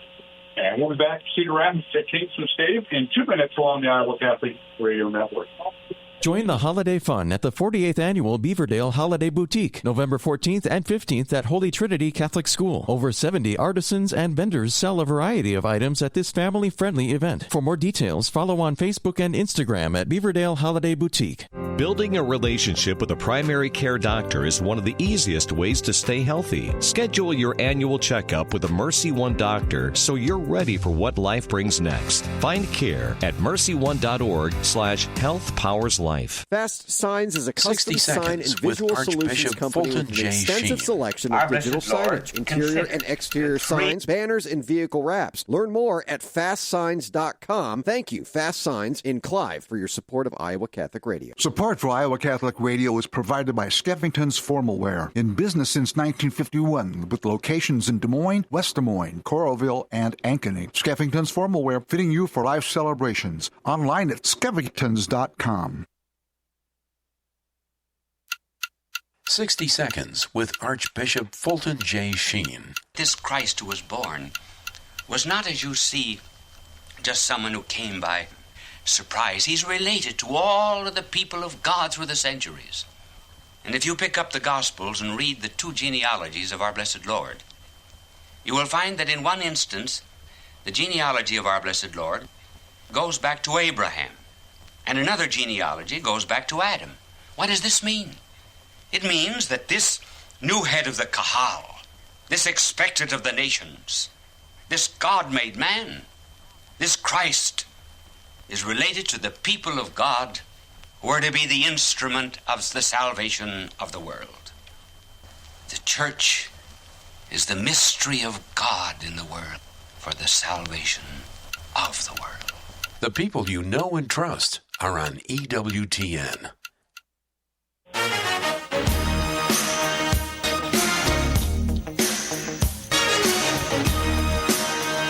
Hey, welcome back to Cakeson Stadium here in Cedar Rapids as you're in tune to the postgame show following Dowling's 34-0 win over Cedar Rapids Kennedy alongside John Scheidel. I'm Mark Amadale. Brian Morris coming back up from the field as we had kind of technical difficulty, which we could hear Brian, and we didn't realize he wasn't going through the studio. So I do have the final game stats, thanks to Jared Seifert, also one of my daughter's teachers. Great teacher. Yes. And even a better person. He's providing tonight's stats, so we'll just go right to it. Dowling tonight with 24 first downs to Kennedy's 15. Dowling had 242 yards on the ground. Kennedy with just 54 yards on the ground. Passing, Maroons had 240 yards in the air, 242 yards on the ground. That's 482 yards of total offense. Last week, over 500. Well, it's back-to-back weeks that you both had the running game and passing game working for you. There was a little bit of a slow start, like Brian mentioned earlier on the broadcast, but once it seemed like Dowling, it all started on the fumble recovery by Maddox Capola. Short field, they capitalized on it, and Cedar Rapids Kennedy came back, was moving the football, went from a 1st and 10 to a penalty to 3rd and long. Dowling defense held them, and then capitalized 4 plays later on a go route, and next thing you know, it's 14-0, and that was the big momentum boost. And then the second half, Dowling was able to control the line of scrimmage and open up that running game, as you said. And what balance? 242. And our coaching staff, you love that. You're able to run the football and pass the football effectively. And for the second consecutive week, Dowling's defense holds an opponent to just over 100 yards, 108 yards total offense for Kennedy. They ran 49 plays. For Dowling, they ran 68 plays. They ran almost 20 plays more, offensive plays more than Kennedy. The Maroons with over 400 yards of total offense. Turnovers, Kennedy had 2 turnovers tonight, the fumble recovery by Maddox Capola and the interception right down here by Miller. Yep, so the Maroons converted those 2 turnovers. Dowling was 6 of 12 in third down conversions. Kennedy was 3 of 12 in third down conversions. Maroons were 1 of 3 in fourth down conversions, and Kennedy 0 for 2 in fourth down conversions. Joey Nahas, 13 for 23 passing, 205 yards, and 3 touchdowns on the evening. LaCava was 1 for 1 and 16 yards. Yeah, great night for the Maroons offense. And, Dowling defense set the tone. Brian mentioned this, and it really stood out to me in the broadcast about how Dowling's defenders were all over football. And I think, being a fan and sitting in the stands earlier in the year and now being able to come on your guys' broadcast, that was the one thing we talked about, is seeing those Dowling defenses rally to the football. Not just one or two guys. You had all 11 guys, especially the interior of the Dowling defense, rallying to that football. And that's the one thing that stood out to me, and that was a great point by Brian that he made in the broadcast. And Jeffrey Robertson receiving led the Maroons with 5 catches, 86 yards, and 2 touchdowns. Sammy Drexler, and of course it's on the part, he had 5 catches for 81 yards. Oldfield had 2 catches for 29 yards. Hoffbauer 1 catch for 16 yards, and Jimmy Nahas 1 catch for 9 yards. Ian Middleton on the night, 21 carries, 115 yards, and Grayson Pennington 8 carries for 55 yards, and Smith 11 carries for 55 yards. So the balance there, Johnny, and you talked about the offensive line. They were getting 4 or 5 yards per carry on offense for the 3 Dowling backs. Yeah, the one thing I saw was the penalties and the miscommunications or the misalignments was one thing that set the Maroons back. And Brian mentioned the momentum, and you saw a lot of that in the second half of them picking up the pace a little bit and keeping Kennedy's defense off balance, and that's a good thing to see. You can't say enough about Ian Middleton and how he runs football. I mean, you put in Grayson Pennington and then have Henry Schmidt. What a duo to have. I mean, that's a trio. That's a great thing to have with that type of depth, and it's been great. And you want to see this time in the season, then starting to connect on all outlets of the game. And Pennington had the lone rushing touchdown tonight for Dowling from 15 yards out. He got things started after Maddox Capola recovered a fumble. Maroons go 2 plays, 24 yards, capped off by Grayson Pennington and a 15-yard score. So add that to Grayson's total. Otherwise, it was the receivers. Roberts with 2 touchdown receptions from 47 and 16 yards.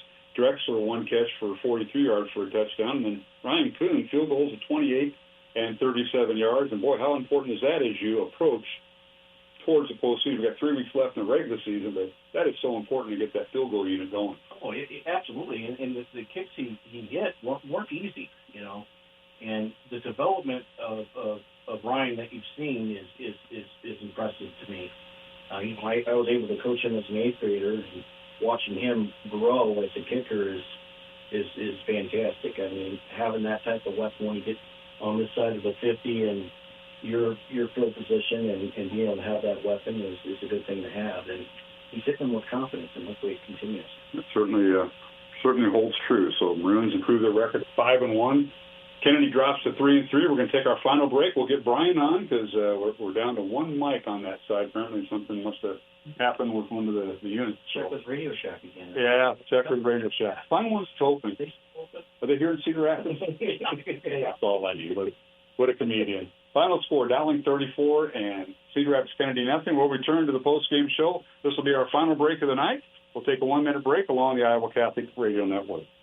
Support for Iowa Catholic Radio is provided by Bozen the Florist. Valentine's Day, Mother's Day, weddings, whatever the message, say more with Bozen. Bozen.com, 515-244-ROSE. Bozen makes the moment mean more. Support for Iowa Catholic Radio is provided by Ashworth Vision Clinic. Complete eye exams, contact lenses, glasses, glaucoma testing, and urgent eye issues. 515-440-4610. AshworthVision.com. Support for Iowa Catholic Radio is provided by Skeffington's Formalware, in business since 1951, with locations in Des Moines, West Des Moines, Coralville, and Ankeny. Skeffington's Formalware, fitting you for life celebrations. Online at skeffingtons.com. Support for Iowa Catholic Radio is provided by CTO. Your support has helped thousands of students attend our Catholic schools. CTOIowa.org. At CTO, the bottom line, it's for the kids and their future. What happened was